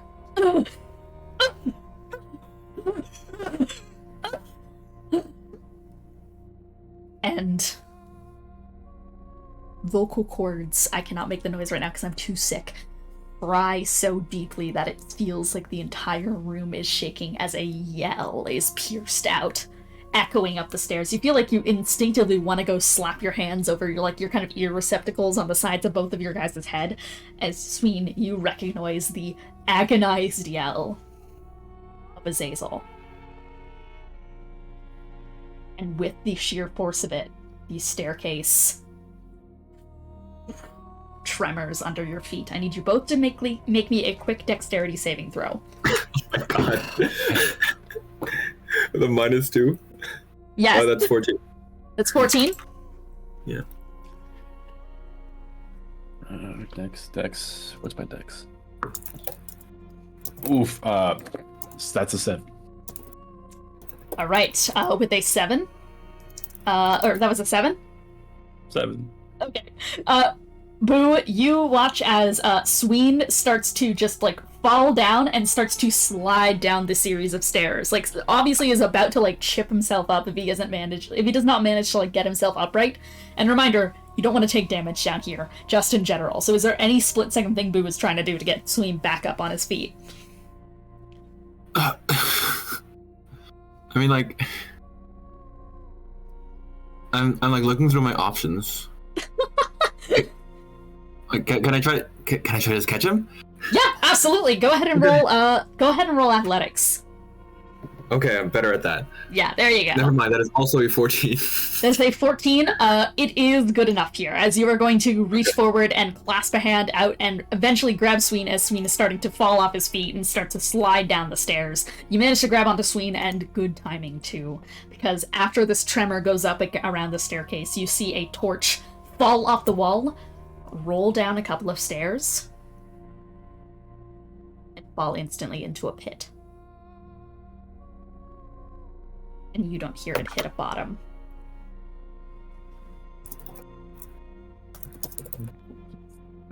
Thanks for that. Yeah, it doesn't seem to have helped much, though. We're in a pit. Well,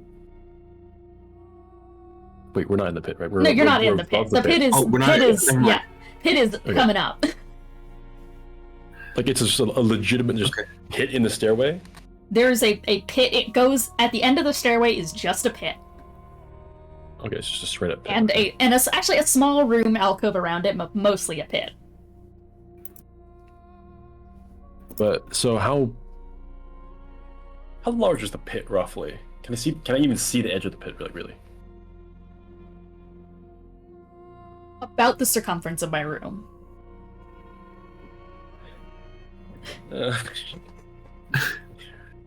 For scale. Big pit. Big pit. Okay, big pit. Well, you have any ideas for getting across this? Is it really about getting across it? Because as you're near the staircase towards it, you do notice that the arrow points a steep down degree. I'll counter that with any ideas of getting down there unharmed? I don't suppose you have Featherfall? I do not have any Featherfall, no. I can sort of teleport-ish, but it's not exactly conspicuous. Yeah, how deep is that pit? You veer over the side and start to look down, and you just see darkness. You can't tell. That's awesome. On a glance. Well, can I can I just chuck down a piece of rock or something? Like anything I can find. No noise. It does not hit a bottom. Awesome. Wonderful. So can I try to look at the edges of the pit, see whether it's like a naturally formed pit or like someone broke a pit into the pit, or someone broke a hole in the floor? Roll like it's just me there. a investigation. Oakley dokley. Where is my investigation? I'll give you guide. No, I'm not doing that. I'm not breaking my concentration. I'll give you the help action. Best you don't. 14. 14? Weirdly enough, it doesn't have any marks of having been just drilled into the earth itself. So it must have been it must not have been man-made. It must be natural, but also perfectly circular pits don't just happen. But there's no markings to indicate that a specific spell or excavation device, anything you can immediately think of. It is too smooth to be naturally forming. It is it is way too smooth to be natural forming, but also you don't see an indication that involves machinery or mechanisms or any typical spell you could think of making it. It just exists.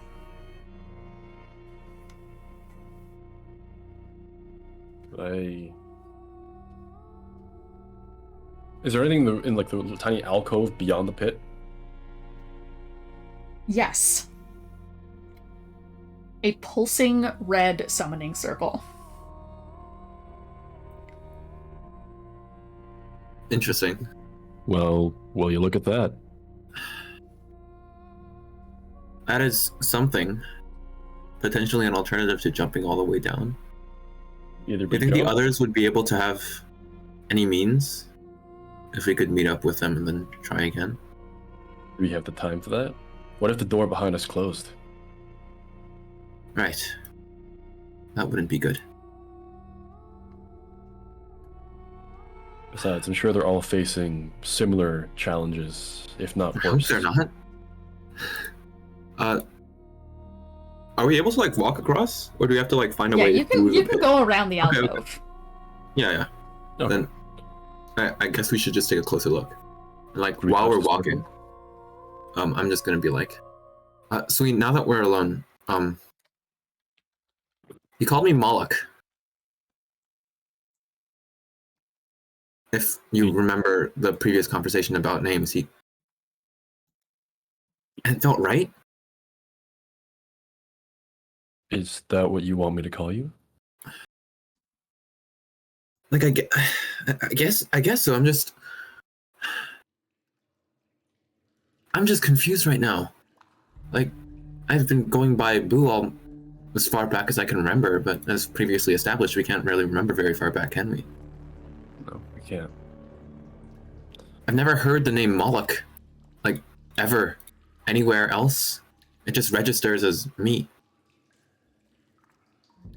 Would Sween have heard the name Moloch at all? Roll history. Oakley doke. Advantage. Oh! Oh, good thing you have an advantage. 18. It is a strange affair. Because as you start to enter your mind to ponder this, you feel the name on your lips. As if you've spoken it before.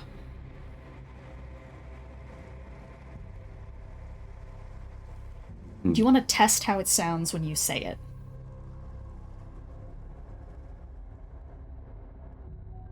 Moloch. Instinctively, you feel as if you are addressing someone with power, but not as much as you. There's respect when you say it. But there's something else there, this ripened knowledge that they are to get the dirty work done that you don't have the means to do anymore, not from your position.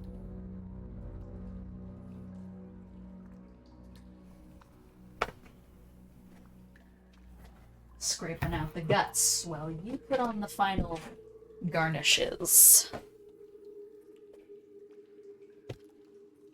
That is Malak to you.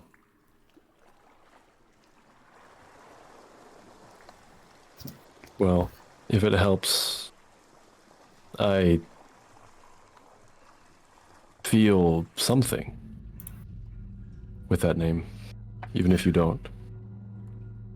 So no, I think the problem is that I do feel something, and I don't know where it came from. It's as if it's how it should have been all my life. It was like taken from me a while ago, further back than I can remember. It was.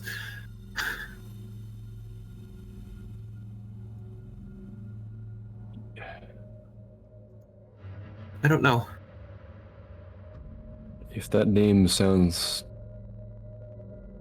If it has meaning to me, something, a feeling, doesn't that mean that we have something in the way of a connection before we are what we are now? I guess so. Something of an explanation. Our cores are linked in some way.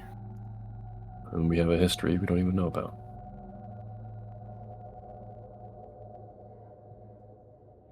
I guess the question is what we have a history we don't even know about. Right, yeah. Yeah. Why would I know about you? We didn't before it was spoken, right? I didn't, but when I said it, I got a feeling. Just yeah. Something familiar. Something almost respectful.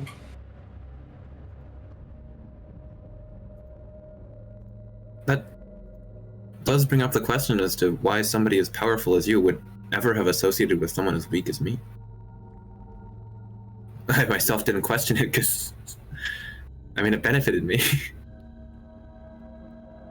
I mean, with the memories we have now, it's... I mean, you're a reporter, I'm a chef. Yeah. That's fine. But I'm curious as to what would have happened before all that. Yeah. Whatever before, we can't remember. But back to the topic at hand. Maybe there's a chance Azazel could help. Probably. Or first, we need to figure out how to get down that pit. Yeah. What's up with the summoning circle? Now that you guys have been talking, it started glowing. Did it trigger at a certain word, or as we approached? It's been slowly glowing this whole time. It's just now very suddenly getting brighter.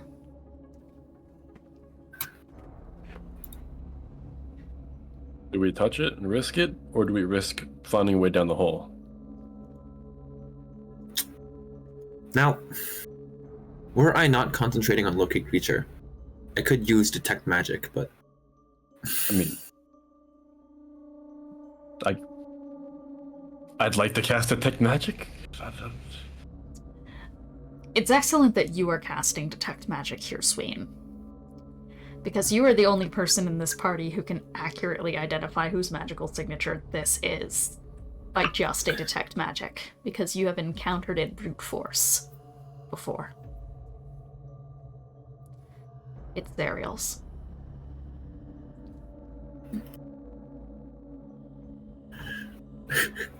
Well, this shit. is a transportation gate. This is a teleportation circle. Then it checks that out. is about to be used. Hey, Boo or Malak, get back. You hear it deep in the pit. You hear run. Run. Yeah, back up the stairs now. Certainly try.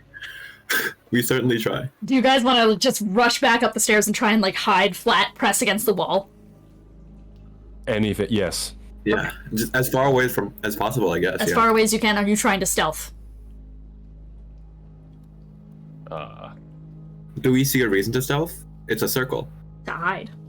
Around the bend of a staircase to try and dip into the shadows, to try and immediately be out of sight. You can go up it, but I mean, it's... Okay. Well, I'm rolling a -2 to a disadvantage, but might as well, right? Yeah. Might as well try to be stealthy. Yeah. That's a nat 1. Oof. So it is a -1. Ooh. Oh. I do get that victory from the jaws of defeat. I was gonna say help action from Sween. Doesn't that apply here? What? Sween's taking action to stealth. Oh yeah, you're right.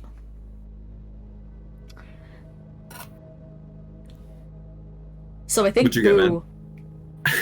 What did I you just get, trip Sween? and fall. Oh, No. 13. This is okay. To be clear, this is not to hide you immediately. Zariel's not going to immediately see you. This is to gain any additional cover if she were to go up the stairs. Yeah. So the second she goes up the stairs, you guys are in plain sight. Mm-hmm.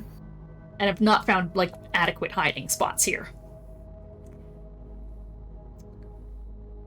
And the door is still open. Both of you guys rush up the stairs and just duck behind the wall, though you are still faced with the center of the room. It is in this rush of movement as well that you notice that the woman who is on the iron chair, shackled down, is now missing. But I'm sure that that revelation is overshadowed by a sensation everyone in the building feels right now. Of a rumbling, this deep, low tremor. With Sween and Malak, you see a burst of raging, white-hot hellfire. You can barely feel it from where you are, because thankfully you are far beyond the grasp of it. There's still a part of your mind coiling inward. And with all these revelations that just happened, they seem to be echoing back again in your mind, that word, that name, Malak, and Malak. Even from down all the way where she is, somehow, a gaunt, darkened winged shadow stretches up and falls against the wall adjacent to you all. You hear the sound of heeled feet step over to the side of the edge of the pit. Zariel. I just want to talk. Please. I know you do, my love. And I know you want to help. That's why you're here, aren't you? Why you always come crawling back to me. You see from her shadow, her finger curls up, and you guys briefly see a flash of magic that seems to take a flashing particle effect that's similar to a moon.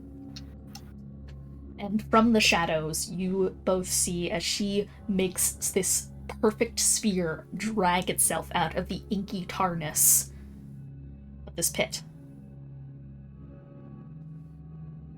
Boo and Sween, you do not know this, though I will make it abundantly clear to everyone in this party that she has just pulled out a sphere of annihilation from the pit.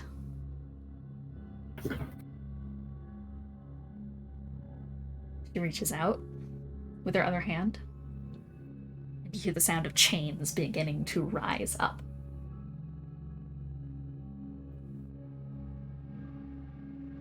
I'd imagine, do you guys want to, like, since you're not fully hidden, do you want to peek around the corner to watch and see what's happening here at anything?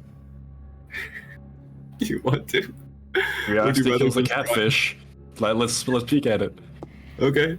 You both vaguely peek down and see an Iron Maiden rising up from the pit. Sphere of Annihilation in one arm, Iron Maiden in the other, getting dragged up.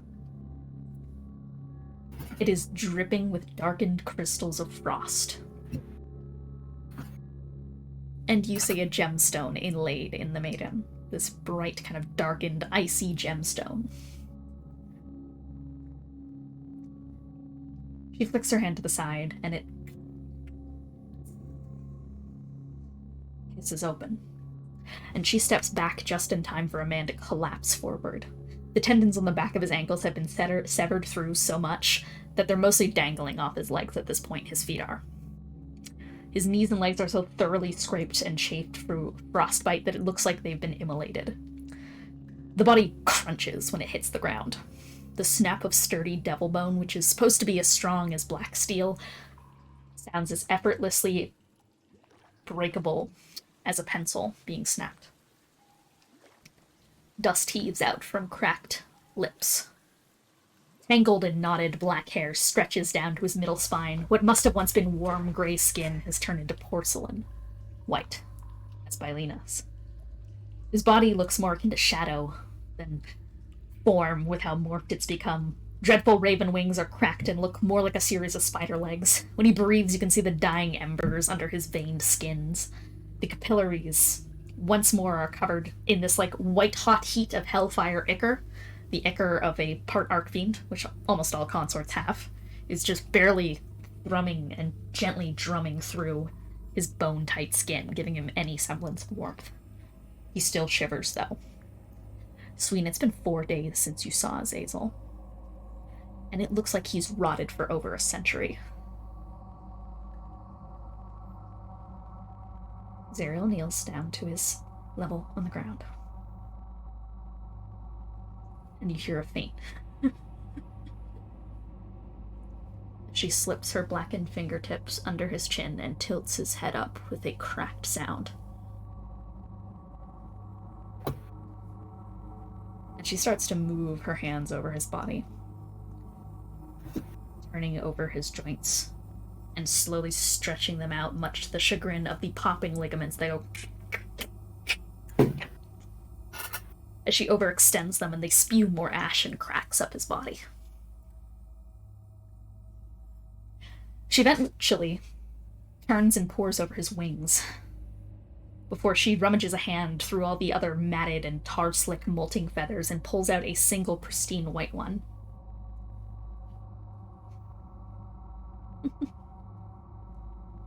There we are. A smile curls up her features. She was vaguely hoisting him at this point with her clawed hands, but now she drops him back to the ground with another...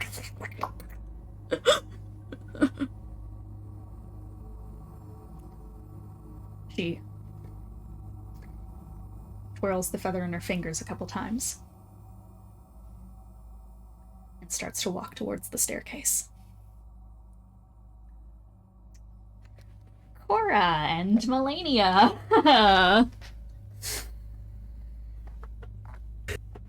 Squeezing her way through a darkened hall, you feel that distant sound of a rumbling nearby. Doesn't seem to be from our area, at the very least. Think they're okay? No. No. No, not with that. Not with that. Okay, but we still need to go fast, okay? We need to move. I know, just keep going. You guys. Until Melania puts a hand back and stops you. Something thinking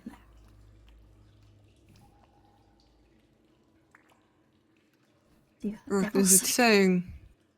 Can you see through Devil sight? Magical darkness? I don't know if I can. I don't think so. Yeah. Because even though I'm a fiend, I think I just get regular dark vision. Yeah, you don't have devil sight. Some of the devils in the party do. Depends on the specific person. It's like, no, I've just got regular dark vision. I guess we're going to have to listen then. Or okay. We can listen. He's gonna melt halfway into the shadows with his fancy cloak. Yeah. If you're melting halfway into the shadows, you are hidden, so are you gonna just start heading forward? Yeah, I guess I'll just like tell her what I'm doing. Just like, okay, right, I'm going to go down in the shadows. Okay, I am hidden. I have message. I'm gonna be right behind you. I'm going invisible, okay? Okay, we are both hiding. She casts invisibility on herself. Yeah.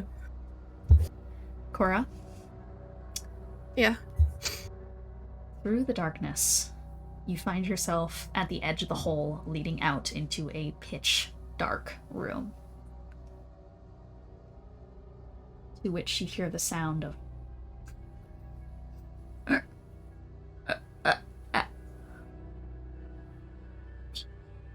Also, coming. Heaven. the same whispered words you heard before on that beast near Sween's place. Heaven. I guess, like, just so we don't make too much noise, he'll message Melania instead of, like, saying it out loud. Just like, it is the same thing that thing said at Sween's. Heaven is coming. Heaven is coming. Heaven is coming. Heaven is coming. Melania? Hey, hold on. He'll slip partway out to where, like, he can... I'm assuming she's a little... No, she's invisible. Yeah. You don't know where she is. You slip yourself out of the shadows and start trying to paw around for where she could potentially be at, and you eventually see the outline of a figure, but it once again dawns on you that Melania is invisible right now. She does not have an outline. Shit. Roll stealth. Yeah.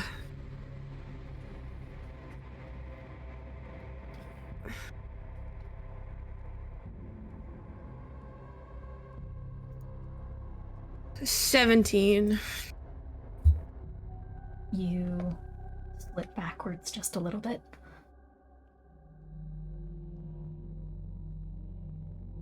Thankfully, you can tell by the way this thing moves that it is both deaf and blind. It doesn't react to the way Melania is now whispering, heaven is coming. Melania. It's just gonna slowly...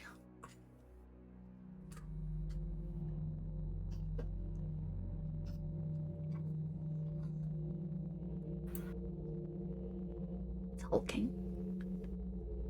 You briefly see the glint of feathers, just resplendent things through the darkness. A series of blind eyes that open and then close as it slithers past you. You can't tell if there's two in the room, or if it's one and its shape is just so grand that it looks like multiple.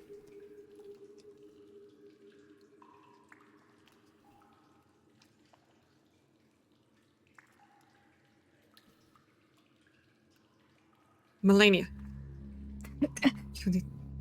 Stop. You got close to it and it... Are you okay? Yeah, I think I'm fine. Can you... Speaking out loud. She immediately goes back to messaging. It cannot hear you. It is deaf and blind. It's so angry. It is like the thing I found.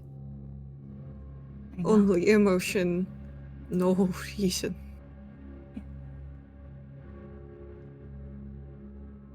We can't Wait. let it sense us. No. It was smelling us, me, specifically. I see. Do you have perfume? We can throw it. I can press the digitation and make some kind of scent far off. If it's far off, it might work to keep it off of our case, but we need to know where that gemstone is. Does the locate object do the pointy? It does, though indeed it is surrounded by the mass that is encircling it and just sniffing around the room. It's Okay, on a pedestal in the room, but it is being just fully prowled by this thing. Okay, it is inside of... Well, not inside, but it is being coiled around on the pedestal. If it's blind, they can most likely feel tremors that are close to it too. Yes, so I can't fly. That would be unwise. The It would air likely disturbance. smell Oh yes. Ryan, divert its attention I with the also... scent. I also have prestidigitation. Hold on, we could do something with this. Hold on. I might open up... I gotta open up the spell page. Yeah, okay, prestidigitation has a range of 10 feet only, is the thing. Yes, but... Okay, consider for a moment. You make a smell, and then with my prestidigitation, just a tiny puff of wind that disperses. work, but we would very quickly have to move out. Oh, absolutely. Blitz, because I feel like when this thing gets up and moving, it's going to move. Yes. Okay. Does it... I like the plan, though. I don't think it has wings, which is beneficial. Do you have a teleportation spells of any kind? I do, yeah. Misty Step and such. Okay. I can quickly do it in and out. I also have Misty Step, so push comes to shove, we get the hell out of here. Okay. I'm doing scent, you're doing the wind, and we both Misty Step in the other direction. It's probably the most offensive smell you can think of. Okay. On 3. Yes. 1. 2. 3. Cast Prestidigitation and Misty Step. There's the room. As distantly off you smell this sulfuric scent that Melania has weaved into the air, and you quickly send out a gust of wind towards it. And you hear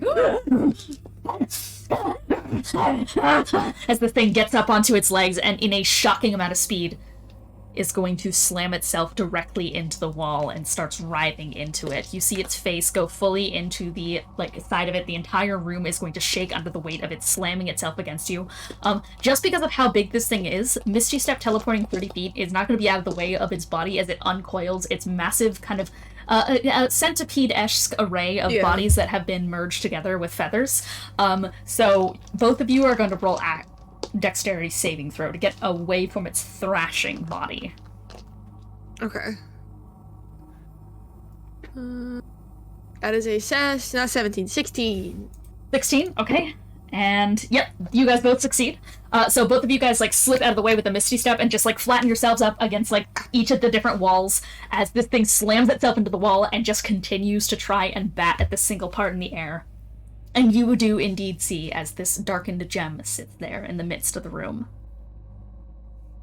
Okay, you just go can for I it? grab it? Yeah, I just grab it. Stealth? You grab it? Yeah. It's on a pedestal, for reference. Okay, so, it might be weighted. Okay, hold on. Give me a second. Yep. I have a spare dagger that came with my starting equipment. Can I swap it with the dagger? Sleight of hand. Okay. Yes! Good rolls. Thank God. This makes up for last session. That is a 19. You reach for it.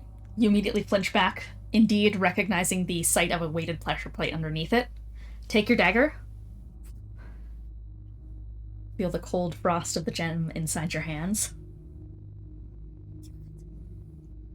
Yes, I have it. Let's go. Okay, go. And both of you guys clamber inside of the hole and are going to start writhing your way out of it, hearing still off in the distance just this grotesque sound. As you're making your way to the hole, you notice one of the walls was made of dark glass. Wait, we're being watched. Both invisible, hidden in the shadows. They probably noticed that something set off the rage, but we just had to go. Get out of here! Right. And you guys, okay, with one gemstone secured. Successfully. Okay. Oh, I think it was a good idea not to go through the door. Yeah, I feel like we would have been ambushed. And I think, so these two are going to make their way out, and I think this is this is going to happen pretty much right as Zariel is coming up the stairs. We're going to cut back to it as it's Gideon and Charpay. As you are making your way up now towards the top, do indeed feel the entire place tremble just a little bit from deeper down. Clearly not associated with where you currently are at, but something else is happening here. So this marks the point when Zariel is coming through the teleportation circle first. And you guys are heading to the top of the staircase. You're just heading in? Yeah. To meet the maker? Yeah. Yeah. We're just heading up. The Nothic is going to kind of like slowly follow from behind, just barely, making sure that it can like slowly keep an eye on you guys as you're heading back up, but it's gonna mostly stick behind and look also down the staircase as well. Until eventually, you find yourself at a large wooden door with an iron knocker at the front of it. From the inside, you hear the sound of just like heaving, breathy, just breathing. And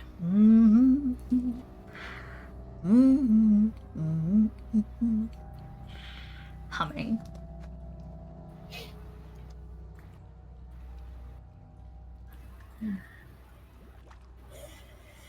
Oh, something's in there.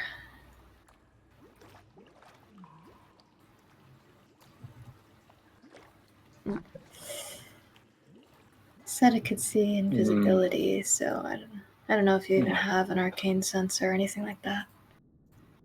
I think I can. Well, I mean, I can see invisibility, and I can see into the ethereal plane as well. But I was just asking because I was planning to see if I can sneak up on it with invisibility. Yeah, that's what I mean. If we were to spy on yeah. it would notice. Yes, it would. And it said true sight, which means doubly unstealthy for us.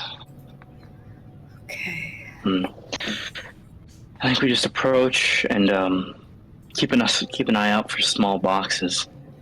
If it souls in a magic jar, at the very least, we can disorientate it by breaking it. Not to mention that if it doesn't keep its body nearby, it'll die. Right. What's our approach? Are we being polite, or? I guess it really depends on how the creature reacts, or the maker, I guess, reacts to us. What it has to say. Fair enough. Alright then. Well, yeah. I mean, before we open the door, well, I don't know if we can open the door, but just bookkeeping. Charpay has like her little parasol out. Gotcha. Yeah. There's like an iron thing that can knock on the door, but there is also like a doorknob. You can just enter in or knock first. Wait, does Charpay have any ranged weaponry on her? She has a gun. Alright. Well, I guess just keep the gun on lock in case you need to shoot the jar or something. And if it's a wizard, that means he can counterspell me, but you can't really counterspell a gun. Yeah, I think she can do that if she's still holding the parasol. It's just like a one-hand thing. So yeah. She'll load the gun. Do you want to try and Take an conceal actor the for gun that. on your person as you're going in? Or just like a vague sleight of hand stealth? Yeah, sure. Yeah, sure. Go for it. I'll give Sleight of advantage. I'll help Charpay. It's a nat 20. That didn't need to be a nat 20. So yeah, you have it like perfectly holstered in one of the folds of your wedding dress. That's like you're trying to go for like a nonchalant like parasol over the shoulder pose, and then your other hand is like very vaguely hiding it under a fold ruffle where it's just your fucking gun in there. Sounds good. Yeah. Alright, well.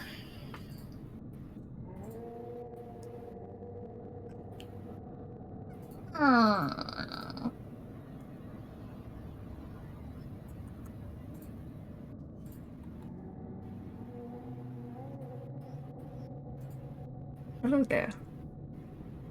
A strange kind of bird, kind of Plague Doctor-esque masked figure is going to peer its massive beak that has a seam down the middle that is kind of filled with the stretching marks that it can open up and speak with. It has hollow blackened eyes and another porcelain doll-like body towards it. Very young as well in appearance. The body is in contrast to the tone of voice that exits it. You must be prisoner, and must have had a run-in with my friend. Don't mind it. Curious things wizards are. Right. And I suppose you're not a wizard then? Oh. Well, yes, in a sense, though I like to personally refer to myself by other means. I see. I am a creator. a maker. Necromantic from what I've seen walking up here. Astute. You've got an eye for things, don't you? Something of the sort. Holds up its ball-jointed finger and starts, like, almost measuring your eye with this kind of motion.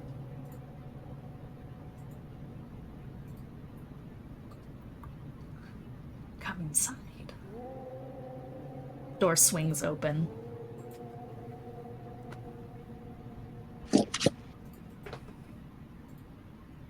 Pleasantries are unnecessary. I need not know you. You need not know me, prisoners. How is your vision? Fairly accurate. Under all circumstances? I'd say so, yes. You? I think my vision is sufficient. Good. Were you escorted via teleportation or the gutters? Those gutters. Such long exposure, and yet you remain. You mustn't be a Vernian. Neither am I. Don't worry. Tell the truth, no, we are not. Oh, I could. You're, you wouldn't happen to be demonic, are you? In a sense. I see. No more so. Trying the ropes of things. Kind of rolls its ball. Can I look around the a room? little. You can, and indeed you see shelves upon shelves of wizarding trinkets. You see a series of just like bottled limbs, appendages, etc. that have been stretched out and experimented on. You see jars upon jars upon jars of feathers, all blackened, all probably from the figure that they take, considering you do notice as they are sitting there, from their ball joints grow more and more darkened black feathers. You see a series of spell scrolls, components, etc., just a massive array of things, as well as, indeed, on the top shelf, kind of located in the corner of the room, a small, kind of darkened charcoal box. How far is it from me? It is about 30 feet. Okay, because I was going to say I cast Detect Magic earlier, and that's concentration, 10 minutes, which should still be up. And for the duration, I can sense the presence of magic within 30 feet, and I can see faint auras. It is an any visible creature and object, and it'll tell me the spell school. It isn't, let me check something. So, it indeed does have necromancy inside the box. Is there any other necromancy around here? Tons of it. The place is littered in necromancy. Though That that makes sense. box does have necromancy. It does also have abjuration on it, the box in particular. That makes sense. Okay, so There that definitely makes me think that's the box. However, one other thing in the room that does catch your eye, which is a primarily infernal magics, just baseline and such, as if kind of the basic magics you'd see running through people's blood. With the detect magic, which is more of an ambient thing mixed with what they can cast. You see the capillaries of a nearby mounted skull of a fiend. One of its eye has been gouged out and replaced with a darkened icy gemstone, which reads a magical signature that you cannot identify. Okay. Same as the hammer. Could I try to Arcana check to see if I can figure out what abjuration spell's on the box? Yes. I like Charpay with just the Glock under her dress. 28. Arcane lock. Arcane. Oh, only arcane lock? Only arcane lock. Well, that certainly makes things less scary or less difficult. Don't worry about it. Just an arcane lock. Yeah, then I think Gideon's gonna go. Oh, I must say, you seem to be quite the creator then. I mean, you have quite the hodgepodge of magical items and objects. Gideon just sort of like motions across all of them. And then, like, as he's motioning, he does sort of like, his hand ends at, where the box is, lingers there for a little bit, then drops as he's like doing. He's just basically trying to like signal to Charpay, hey, this one's maybe important. But from this guy's perspective, who doesn't know that we know, it just looks like Gideon's fucking, I don't know, genuflecting. Yes, well, I've been told that I'm quite shameless in my displays, though I find that shame and cowardice are the largest restrictions in wizardry. Such a mortal concept. Spread, though, like an infection. Do you have any specific items you like to show off in your collection of yours? Always, my friend. I am always interested in the meeting of the minds with fellow casters of a sort. Yeah. And considering the infection will ravage you soon, there's no harm, no foul. I suppose I'd certainly like to see some of these, especially up close. Admire them. Though I don't suppose you'll have any interest in that, Charpay. You're not much of a caster. Just sort of turn to Charpay, facing away from the guy, and just sort of like glance over at the gem skull. I do wish I was a bit more apt at those things, but it's true, I'm not a caster myself. Yes, at least not the kind that would appreciate these. So, what do you have? A multitude of assortments, though, I mean, let's jump to the interesting part, shall we? I've been working on a project, you see. He's just going to kind of stare you all down with this half-crooked grin. It's an unlocking of sorts. Now, See. You're mortals, aren't you? Yes. So you will not exactly partake in the unlocking itself, though I'm sure there will be side effects adversely towards you, as there are in many of these cases. I have been working on a bit of a solution. You're aware of, fumes? The concept, the existence of them puffing on throughout the cities? Yes. Yes. I have been gassing Avernus for about a century now.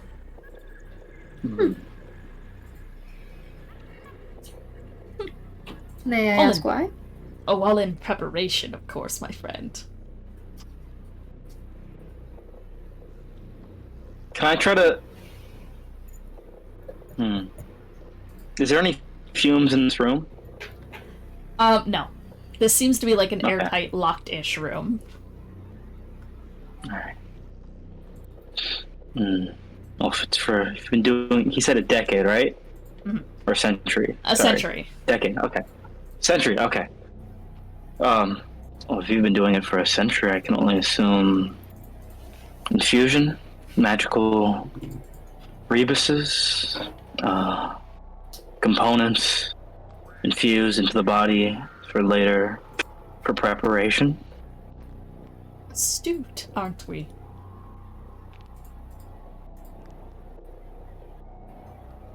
And whatever this is, it must have large side effects in large quantities, otherwise you would have gone. Interesting. Side effects, indeed.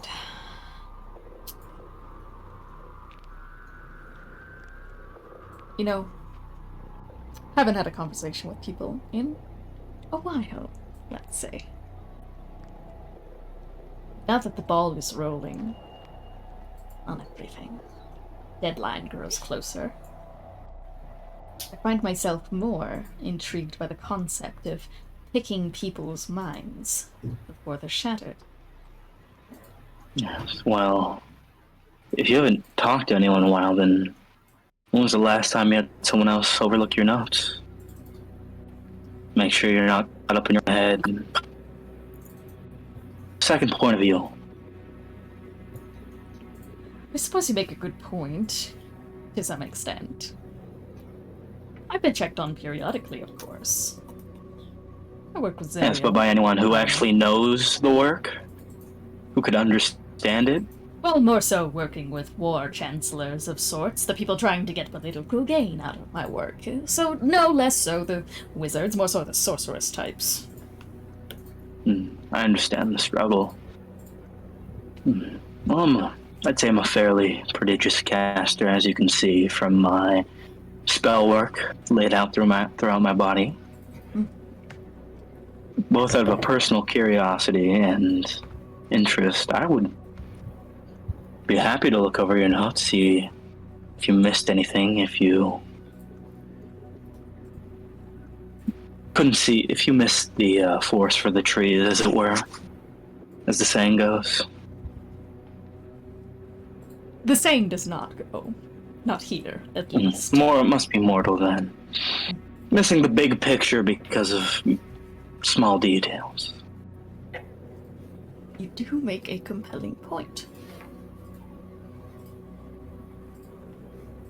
Most creatures have two eyes for a reason. Most. Perspective, depth. Yes. You get the sense that his nonchalance is less of an oblivious that he doesn't know that you're trying to get more information out of him, like squeezing this stuff out, and it's more of a, I am genuinely excited to share this with you, no matter how fucked up it is. Well, Gideon isn't even, like, trying to hide that he's trying to squeeze information. Setting intention. He's trying to get... he's trying to basically get him focused on his work while Charpay steals the gem. Ooh, yeah. Well, he is going to stand up and is going to gesture you over towards a large work table.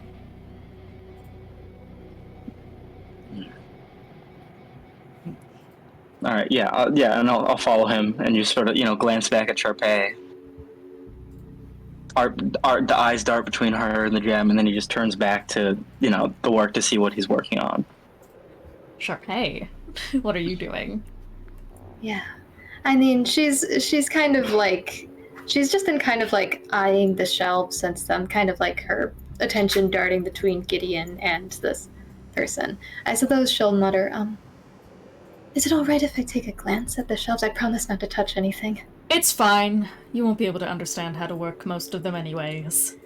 So, of course I won't, but they look beautiful.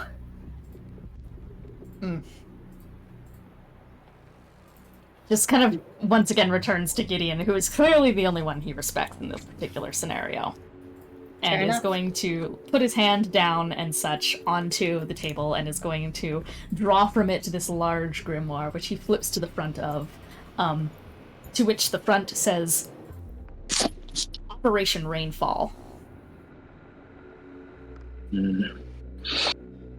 Operation Rainfall. I don't know much about Hell's.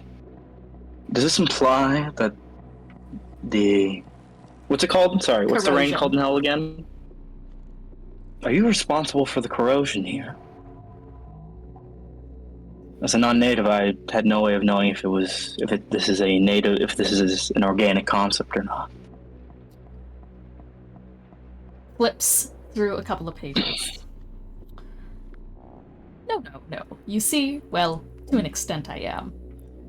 I am responsible for the harnessing of corrosion. Yes, corrosion, it seems to break a being down to its metaphysical concept, peeling back the layers of its identity and existence, at least from what I've seen. Reducing it to a raw fundamental state that is nothing more than its strongest and most powerful of emotion. It is a rapid dissemination of being down into a fundamental rage. Well, that came after. Initially, it was to disperse new devils that came to Avernus. This was originally the birthing place of new devils, after all. Gives a long, crooked grin. The system has then since changed. Wouldn't the more accurate term be rebirth? Not what I'm referring to. Right, when that happened, they needed to be designated evenly against the Hells. So, to do this, corrosion was to simply split beings across the Hells. We have still kept this feature intact, though now it comes with a rapid dissemination. See. So we can have our hands in the pies of every layer of Hell. Yes. No. You mentioned her age? Yes. Yes, I'd noticed and heard of and seen some incomprehensible age. Something that seems unnatural for most devils. So that's your doing? Or... My distillation. I'm not the source, no. But yes, in a way, it is my work.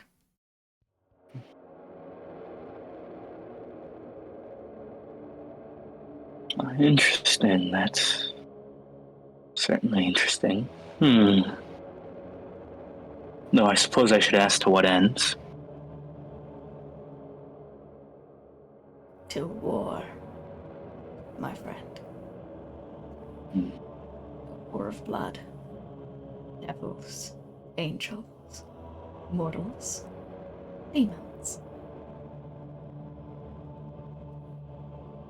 Celestials painted red, a new pantheon to rise in the image of one of the two parties. It all comes back to two forces. Order and chaos.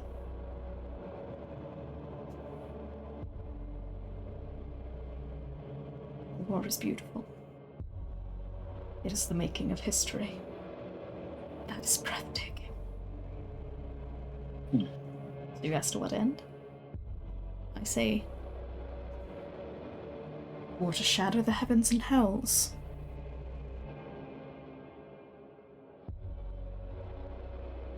Oh, if that's the case.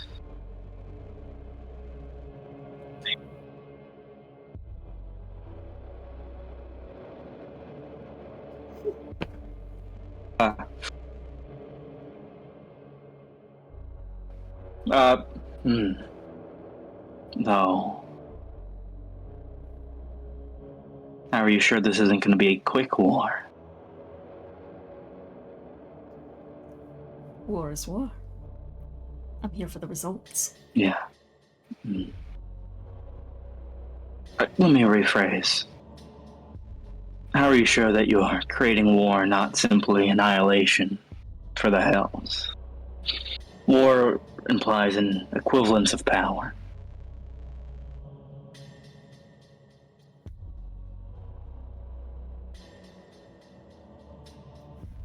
There is an equivalence.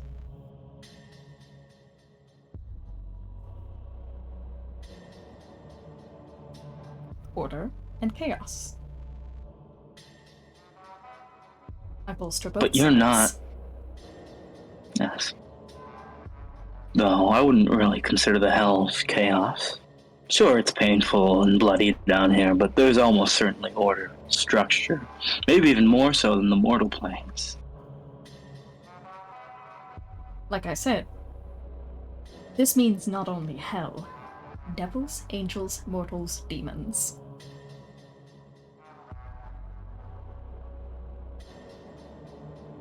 Then would it be a safe assumption to say that orders, angels, devils, maybe mortals, though, if we're being realistic, chaos, and then demons as well for chaos? If you wanted to simplify to the broadest strokes, then yes. Well, a baseline is good before you get into the nitty-gritty details, as it were. That much is true.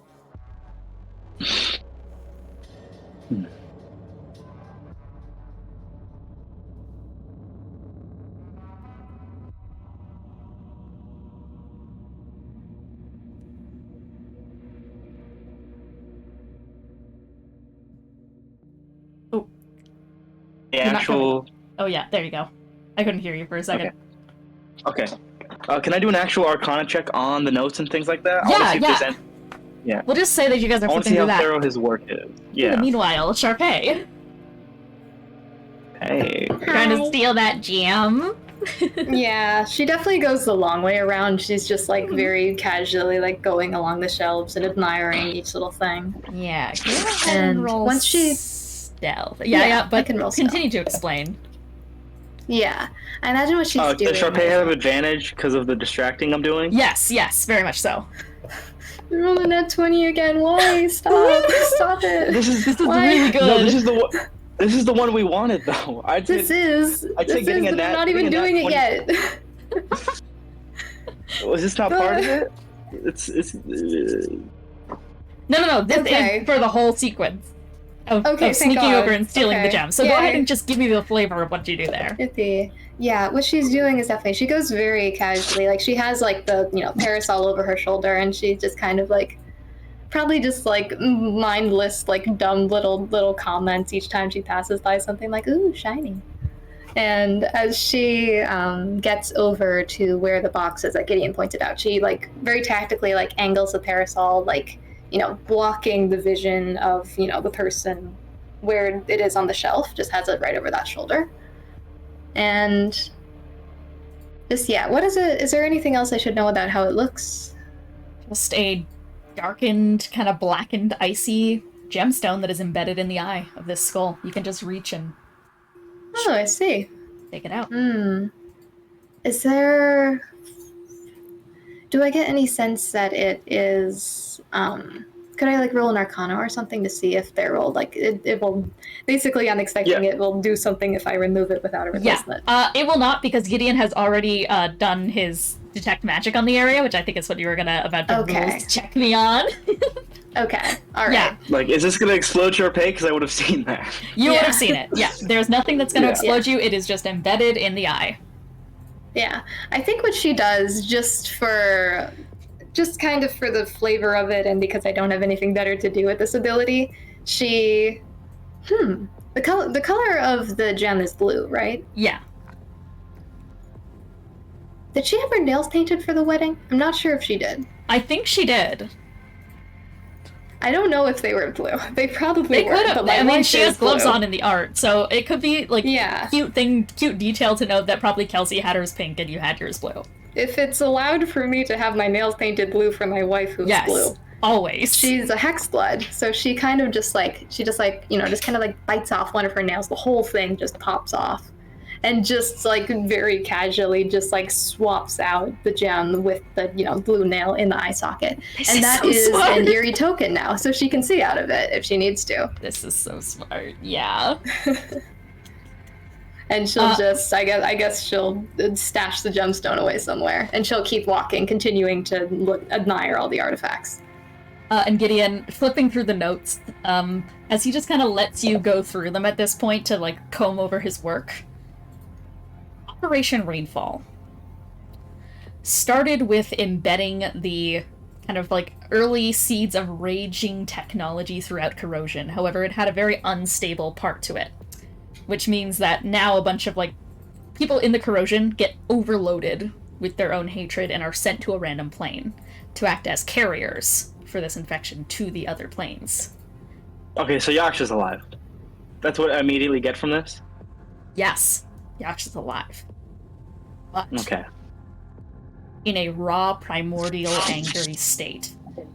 And if you... It straight up, from what you can tell from the subject figures on here, even fiends that were diluted over time and degraded down into, like, very small ones through a bunch of, like, core fuck-ups have been brought back to a raw primal power.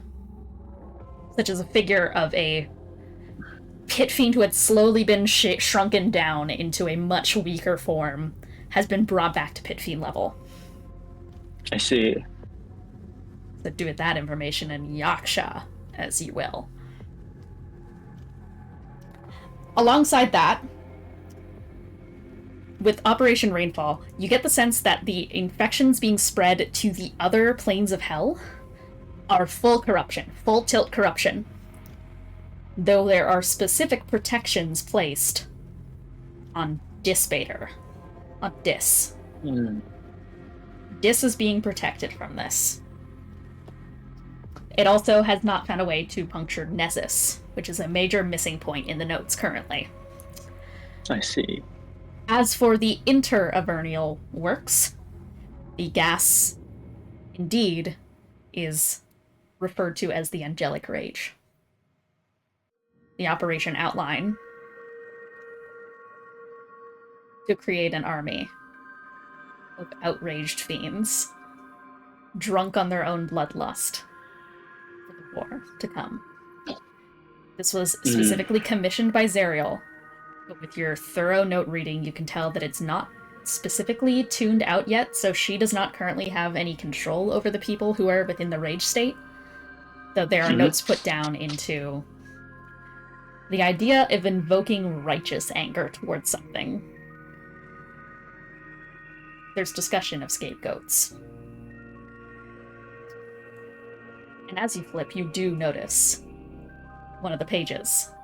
A bunch of crossed-off names of potential scapegoats. Kostchtchie is in there. Is thoroughly blanked out. The most recent one has been added in Sween Cod. Sween? Yeah.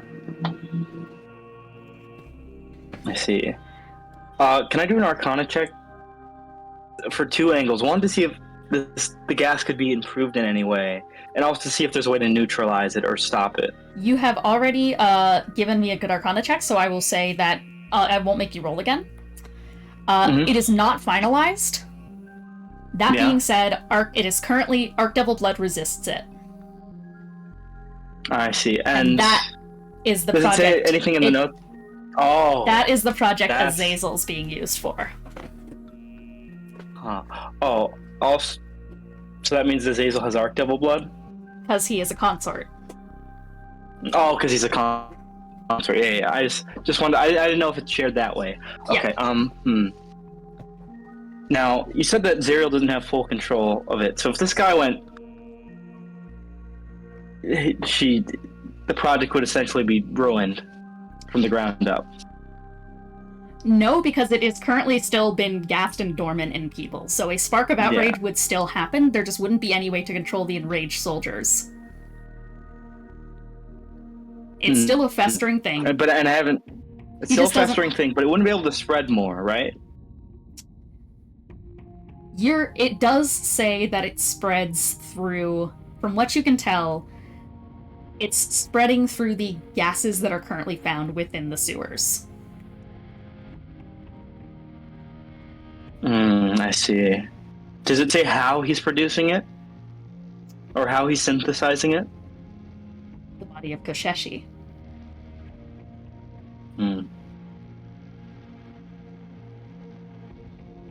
Does it imply? Do the notes imply he's alive or dead? He is alive. Okay. Because he was not a devil that could have been poof. I see.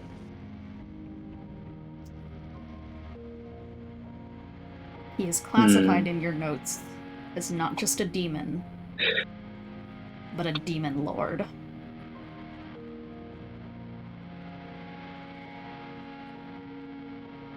The father of rage.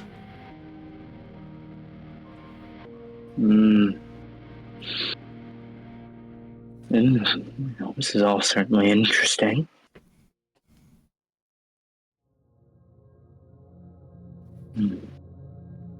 I'm glad you think so. What's the plan for working the array once it happens? Has that been yet or?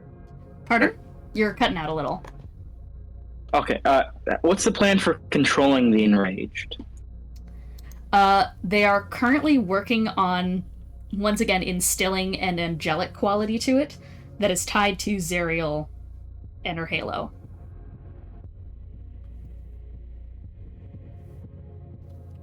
He's dead.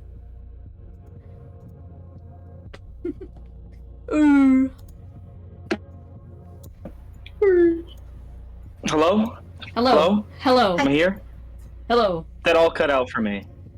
Basically, it is to add angelic qualities, all of them, so that an archangel or a god could control them, a celestial angelic god. I see. Which I will also say, in the notes, it says currently experimenting for Zariel's blood. Though there are notes for I see. potential other leaders towards this army if she were to perish. Pluto is listed. That's interesting, though I must ask.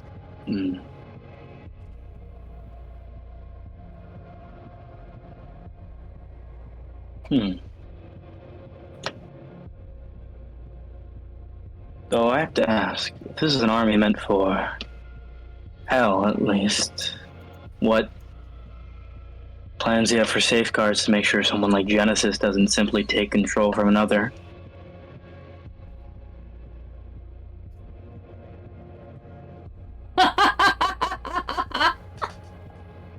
I'm just saying, if all the armies are on one side, it doesn't seem like much of a fight.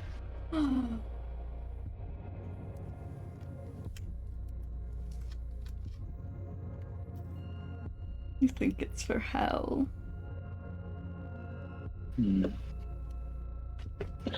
Oh, well, that's very interesting. Are there any other doors here, like to different rooms? Or is this like the one room here? This is the one room. Yeah.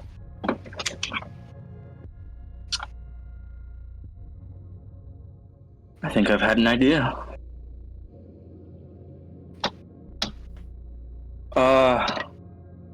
Could you get your, I don't know, creation, manservant, whatever it is up here?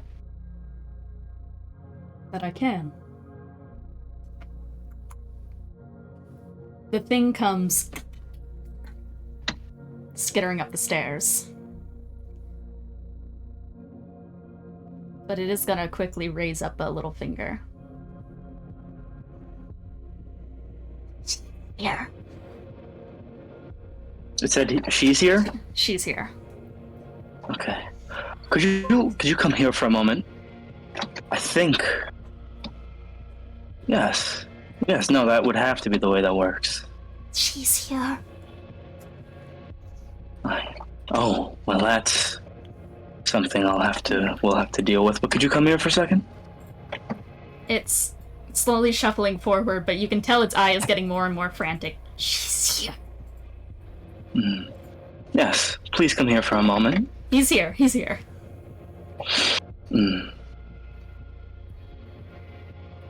So we got the big guy, we got eyeball guy. Mm-hmm. No other rooms. These are the only two people in the room. Yes.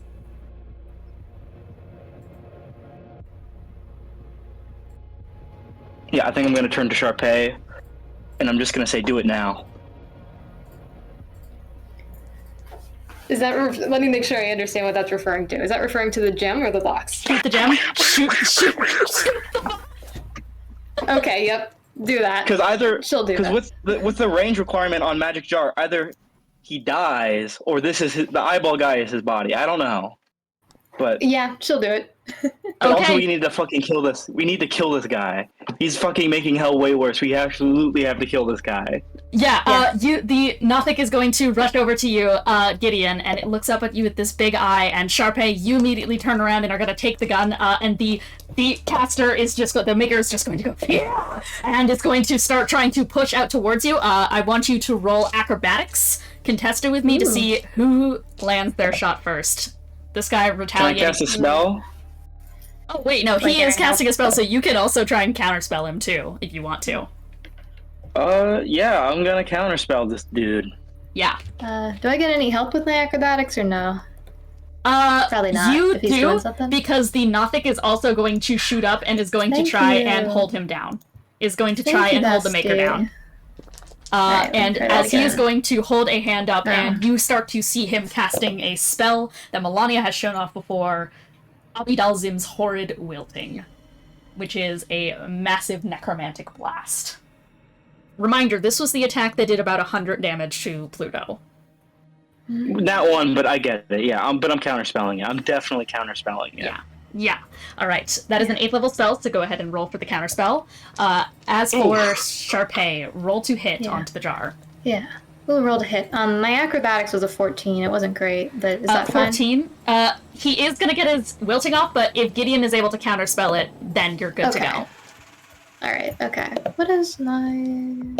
Modifier gun. Cool. I'm gonna use the ring of counter spelling so he can't counter someone back if he tries to do that.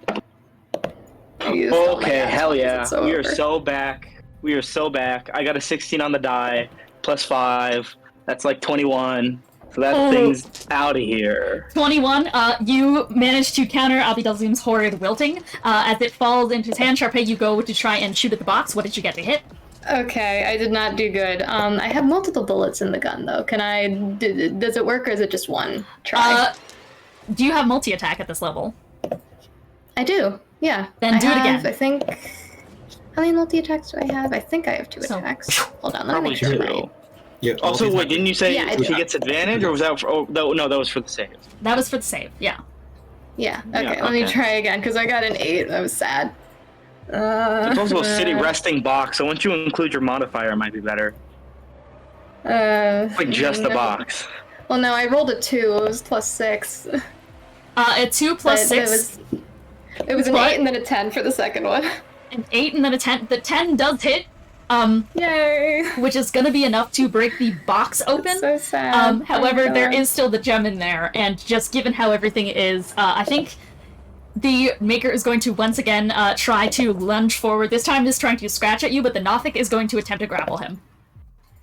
Okay. Also, can I get an action? Yes, you do. I wanna try to catch. Can I just firebolt the jar now that? Yeah, absolutely. Roll a hit. Yep. Come on, baby. That's a 17 plus 10, so it's a 27 to hit. Okay, 27 to hit, and Charpay, yeah. Okay, cool. Charpay, you managed to shoot the box open. The soul jar is going to appear on the inside. You see this, like, kind of crackling fiend core on the interior. As this birdish creature is going to start to try and lunge towards you, you see darkened tendrils beginning to unfurl from the inside of its ball joints, starting to strike toward Charpay. Is going to grab the back of her hair and start twisting her head back so much that it looks like it's going to snap its vertebrae on the side, until the Nothic is going to jump up, grab this thing by the back of the head, wrestle it down onto the ground, slam it there, and just start cracking its porcelain against the tiles as Gideon shoots off a firebolt, and the thing... The Nothic cracks the porcelain body onto the floor. Its head jolts 180 degrees around to look at you guys, and it's gonna go, "Heaven is coming." And that is when it sinks into the ground, the body of the doll. And the fiend core inside rattles. Shatters. Does it seem like this was a modified magic jar spell and this guy's dead now? This guy's dead now. Okay, yeah. You've killed him. The Nothic is on the ground. You guys are there. Everyone else downstairs, Korah and Bylina and Sween and Boo, Zariel is coming up the stairs. And yeah, Korah and Bylina round the corner just in time to see this shadow cast against the wall. Sween, Boo, Korah, Bylina, you guys get an action. What are you doing? Hide! Look at fucking Zariel. Hide! There's not much to do other than hide. She seems like a marshal, so maybe using a magic to help hide helps. So you fought her before, right? She probably doesn't have true sight or see invisibility, man. I don't know. Don't say probably like that, motherfucker. There aren't that many things that are going to help us against her. Can I prepare hold person? Yeah, you can try. You can certainly try. You can certainly try. I don't suppose any of you have like major image or something, do you? My nat 1 portent. Oh, you know who did that? You know who had that? B had that. Withhold person. Beelzebub had that. Wait, hear me out. She has a sphere. The sphere of annihilation, right? She has a sphere of annihilation. That one port. Yeah, that's bad. On trying to control it. What? Wait, you have to control that shit? Yes. Yeah, Sphere of Annihilation takes active control, and you can actually fight someone to take control of it, but you need good in for that. I don't have any, so... Well, but I either need good it, or I need a nat 1 fucking portent. Yeah, you could take control of the orb from her. Though I guess you'd need to know that in character, which means knowing how it works. So you'd probably have to roll to even understand what a Spear of Annihilation is. Unfortunately, I don't think anyone here knows what a Spear of Annihilation can do. So I guess, with that, I'll hide for now, and then... Yeah. Anyone who's hiding, go ahead and just roll stealth at advantage. Especially because you guys hear the sound of two gunshots firing upstairs, followed by a fire. And Zariel takes into the air and starts heading right towards that door to head upstairs.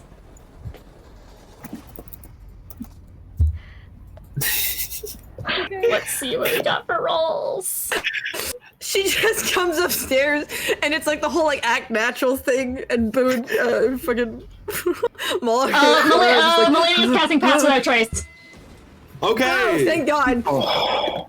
Plus 10, right? That's plus 10, right? Yeah, it is plus 10. Oh God. I'm just scrolling through her sheet like a fucking madman. She's gonna still spell Pass Without Trace. Melania, I love you. Is going to drop concentration on invisibility to do this. Which means she's in the open. You may be... But she's Pass Without Traced. Yeah, right? She is. Yeah. Okay. So she's only as out in the open as everyone else is. Yeah. Yeah. And there wasn't any guarantee that that Zariel didn't have true sight. Okay, that is like an 18, we straight up a just don't 23, know. a 16, and that is a dirty 20 from 16 with Bylina. Pass Without Trace? Sween? You say? Yeah. Yeah. Did you roll a 6? Sween, did you? No, I rolled a 16. So that's a 26. Oh, okay, so it's 26. I didn't add to it yet. Sorry about that. Yeah. Yeah, So, you're fine. Melania is going to very quickly. Yeah. What's up, Tony? I was gonna say, I don't suppose all those gunshots will give Zariel disadvantage on her check as her attention is sort of drawn. It will, as she is going to indeed passive perception. Yeah, no, she is fully, as she steps up these stairs, you see the long, blackened and red-encrusted wings of Zariel dragging up like a cape behind her. You see this massive array of flames over her kind of porcelain white skin, this dark black makeup running down her face, and this long leather kind of bandaged up attire that is going all over her frame, has a bunch of straps and bangles off the side here and there, and she slowly steps up the stairs with her heels and starts dragging up towards the staircase. Past all of you.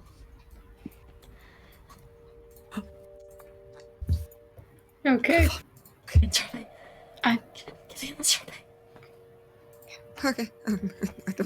Here's a question. The guy we were just talking to. Charpay, Gideon, we don't even... and the Nothic. Yeah. You guys are indeed all upstairs and start to hear the sound of heels up the staircase. Okay. Here's a question. The thing we just the guy we don't even know his name. Was he human sized? Was he humanoid sized? Or was he big? The Nothic? The big guy, the guy we just killed. Humanoid size. Oh, but it disappeared, right? The body? He vanished, yeah. The body did. Can I cast Disguise Self and pretend to be him? Oh, Gideon's gonna cast 3rd level invisibility on himself and the Nothic. Okay, yep, Gideon, you grab onto the shoulder of the Nothic and are going to cast invisibility and just, like, slip to the side. I'm assuming to also make sure that you're covering in case of true sight, you're trying to hide behind something as well. Is there, like, a desk or anything in here? Yeah, there is. Can we and him cram under it? Yeah, you guys both kind of crawl under it, and the Nothic is going to once again look at you and just kind of go... It nods. Yeah, and Charpay she's... I don't know if I can emulate the voice of the thing very well. I already kind of forgot how he talked, but she's just kind of like not trying to be quiet, just kind of loudly muttering to herself, like pretending that she just dropped something important. It's like, Zariel's tits, oh god. Wait, Gideon's gonna clean up the ruins of the box before he hides under the table. He's just gonna try to scoop that up with him, bring it up under the table, so basically make it look like something didn't get fucking destroyed. Where the hell is my Nothic? Busy as always, aren't we, Maker? Oh, Zariel. Yes, we are. That's your honor. Your To you. honor. He stands coldly in the door, and you can hardly make eye contact with her. She is just that emanatingly, disgustingly strong in presence alone. May I make myself of service to you, Your Honor? Kind of looks you up and down. Squints for a moment.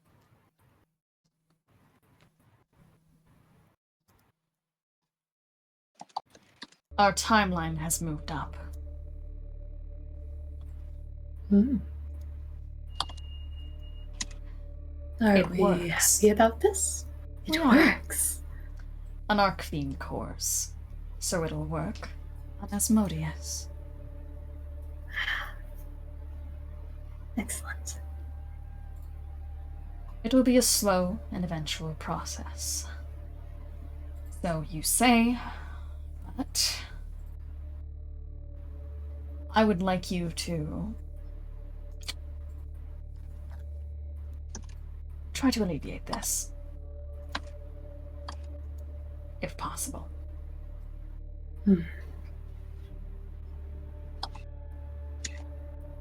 Well, I can do my very best, Your Honor.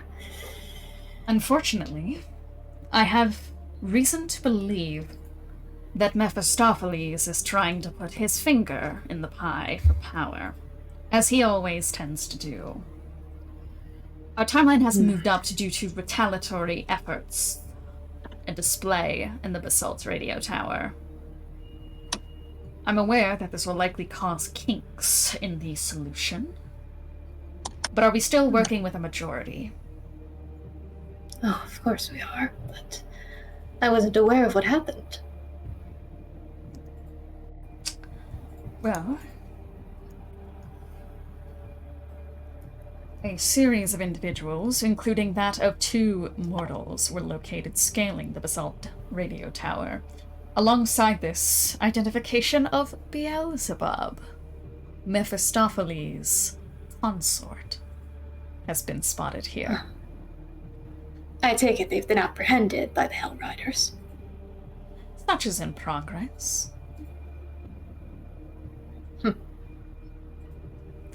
We have other things to worry about, my friend, including your job, for one.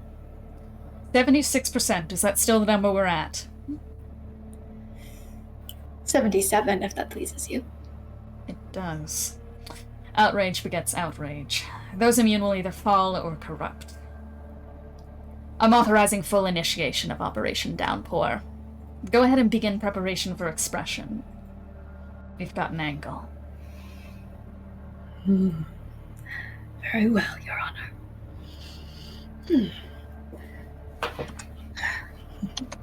And Maker. Is that all? And Maker. Don't think I don't know about your being. You rotten, wretched thing.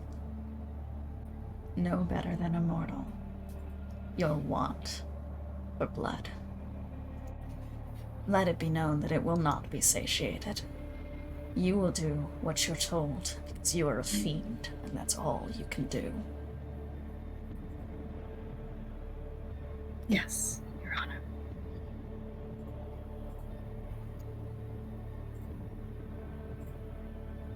If you will leave me to my wickedness, I will enjoy the following hours. Very well.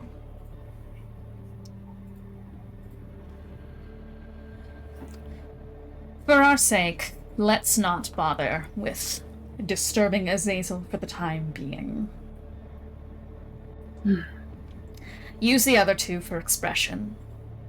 Leave him for now. I want to see how things progress. Of course. I'll be back to check soon. Very good. Best of luck, Your Honor.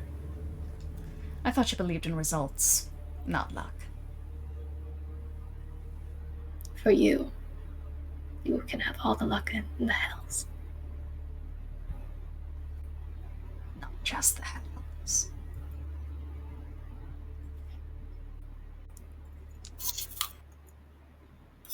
She turns and walks back down the stairs. Yeah.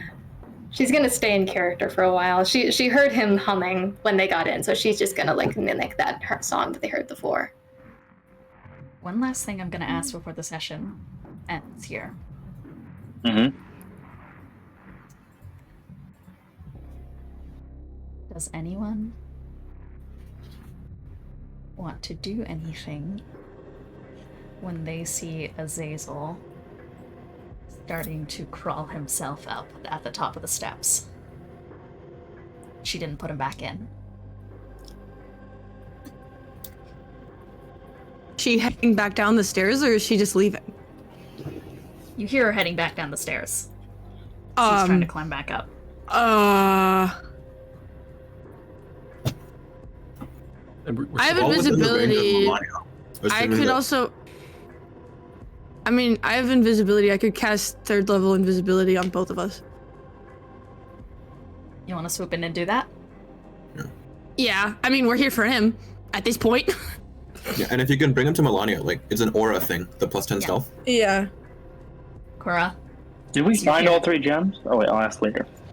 You found 2. The other one... The other one is yeah, the other one is in the Iron Maiden. Yeah, was on the Iron Maiden. It's just like I think we have to wait until Zariel fucking leaves.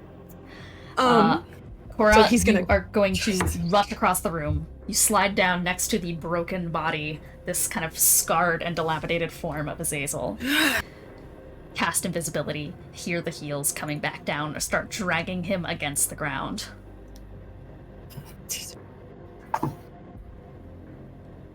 Gonna clamp like a taloned hand over his mouth and just lean towards the shadows. Azazel's gonna roll stealth.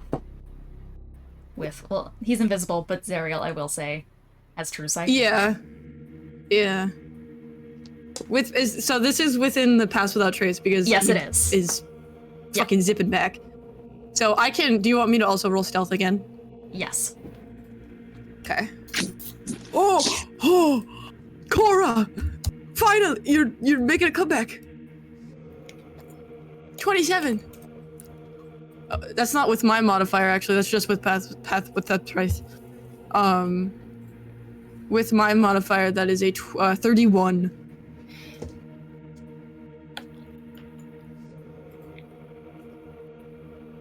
Heels press down into the middle of the room, and a hand brushes up against the wall as she rounds back towards the door out. Pauses.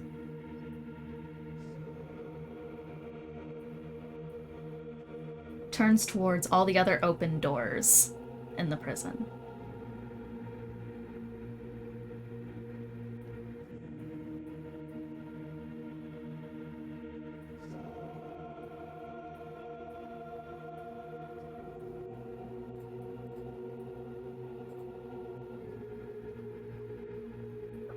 You've done well up to this point.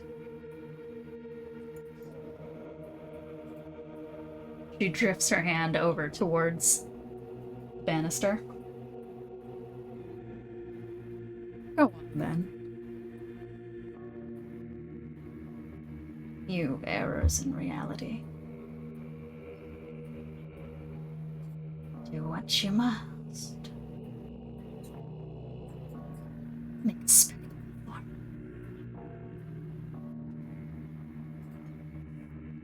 He walks down the stairs. Where Azazel should be. Where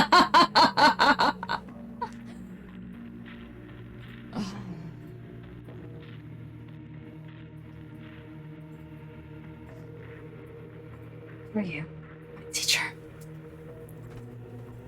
She reaches out towards the summoning circle. without questioning any the missing pieces, etc., any further, she leaves.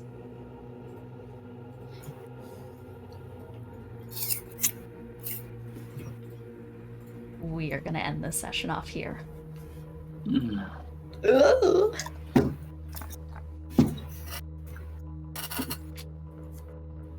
Yay! Yay! Not like that. Yay! Yay! Let's do some closing remarks. Jello, what's something you learned? What's one roleplay moment you liked? One thing I learned is, I guess we don't know our damn names. One thing I liked. Oh, there was a lot of the session. The role-playing moment I quite liked. The disguise self into the maker. That was creative. I like that one. So fucked. I love you, Charpay. Thank you. I love you, Charpay. One thing I learned is that you guys can certainly just you guys can make up those solutions. Hell yeah. I really like the problem solving this session. It was really fun. You guys did some really creative shit. It was just classic D&D all around. It was good. It was really good. I'm gonna throw the roleplay moment out to Sween and Malak having their conversation about, who they previously were. It's very interesting seeing the two of them kind of mull on that, trying to figure things out. Mull like Malak. True. Ethan, what's something you learned? What's some roleplay moment you liked? Mull like Malak. That's what I learned. No, I learned that that my name is Malak. That's the most pressing thing, honestly. Nothing else significant happened in this session. No. At least not to Malak. At least not to Malak. And one roleplay moment I want. I'm gonna shout out the convo about death and stuff from Korah and Melania. I still don't know. Melania. Yeah, the conversation between Korah and Melania about death. I think that was pretty cool. It was pretty awesome. Hell yeah. All right, Tony. Hey, one thing I learned. I learned a few things, but I learned that Kostchtchie is alive, and is also a demon. Demon of Rage, and he also used to rule the rule Avernus at one point. Did you learn that Kostchtchie was a demon? Yeah, in character. I mean, I knew that out of character from D&D stuff, but in character I learned that. You had me sussed out for a while. Yeah, one roleplay moment I liked. I have to give this to Charpay again, just for specifically, but for different things. Specifically, just for you really were able to just turn on the instant. I don't know anything. Wow, I've never read a book before. I love you, Bimbo Charpay.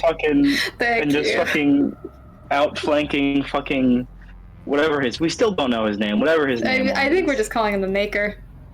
The Maker, yeah. We outflanked the Maker. The Unmade. The Unmade. Oh. Some men just want to watch the world burn. All right, Kiki. Yeah. I learned that holy fuck, we can get into some really fucked situations and then bumble our way out of that shit. So true. That shit was so funny. Sorry for coming up with the fart cloud idea in the creature cave. That shit was the only thing I could think of. I was like, fuck. Sense of smell. Nasty ass scent. I think it's fine up until the point you start referring to it as a fart. Yeah. Well, see, I didn't do that in session, is the thing. I didn't do it in session because of tone. I'm really glad that everyone collectively locked in and did not call it the fart plan. I'm proud of us all. Well, I mean, yeah, in all fairness, I didn't do it until right now because session tone was more important to me than making a fart card joke. Okay, we all knew. Oh. Thanks, man. Right. One roleplay moment I liked. He's dying. Tony? He's in the trench. Okay, well, while Tony's dying, I think like Gideon and Charpay both play their parts really well of Gideon being kind of like a pompous dickhead about magic and Charpay being like, oh, anything. I don't know anything. Because Gideon was like, Gideon was like, oh, she's not a spellcaster. She won't get it. And Charpay was like, oh, I don't know anything. What do you mean? Is the spell pink? And I thought that was great. I loved it. And Cece, what's something you learned? What's a roleplay moment you liked? Hi. I learned. I've been sitting on like the disguised self gambit for like at least 3 years at this point. I've had that ever since I became the Hexblood, and I've always wanted to do some nefarious shenanigans with like turning into someone, but it's always been either like too mean or just like completely impossible to make it work. So I'm very happy that that level 1 spell is enough to goof on Zariel. That's crazy. And I really loved the dynamic between Korah and Melania. Just the little scene where they were like going into the hole, like, oh, we have to go into the hole, oh, but it's dark in there, oh, and it was so funny to me. It made me smile. It warmed my heart. They're really sweet together. I liked it a lot. So Exactly. yeah. All right. Exactly. Well, thank you guys so much for tuning in for this session. We'll see you next time. Bye. Bye-bye.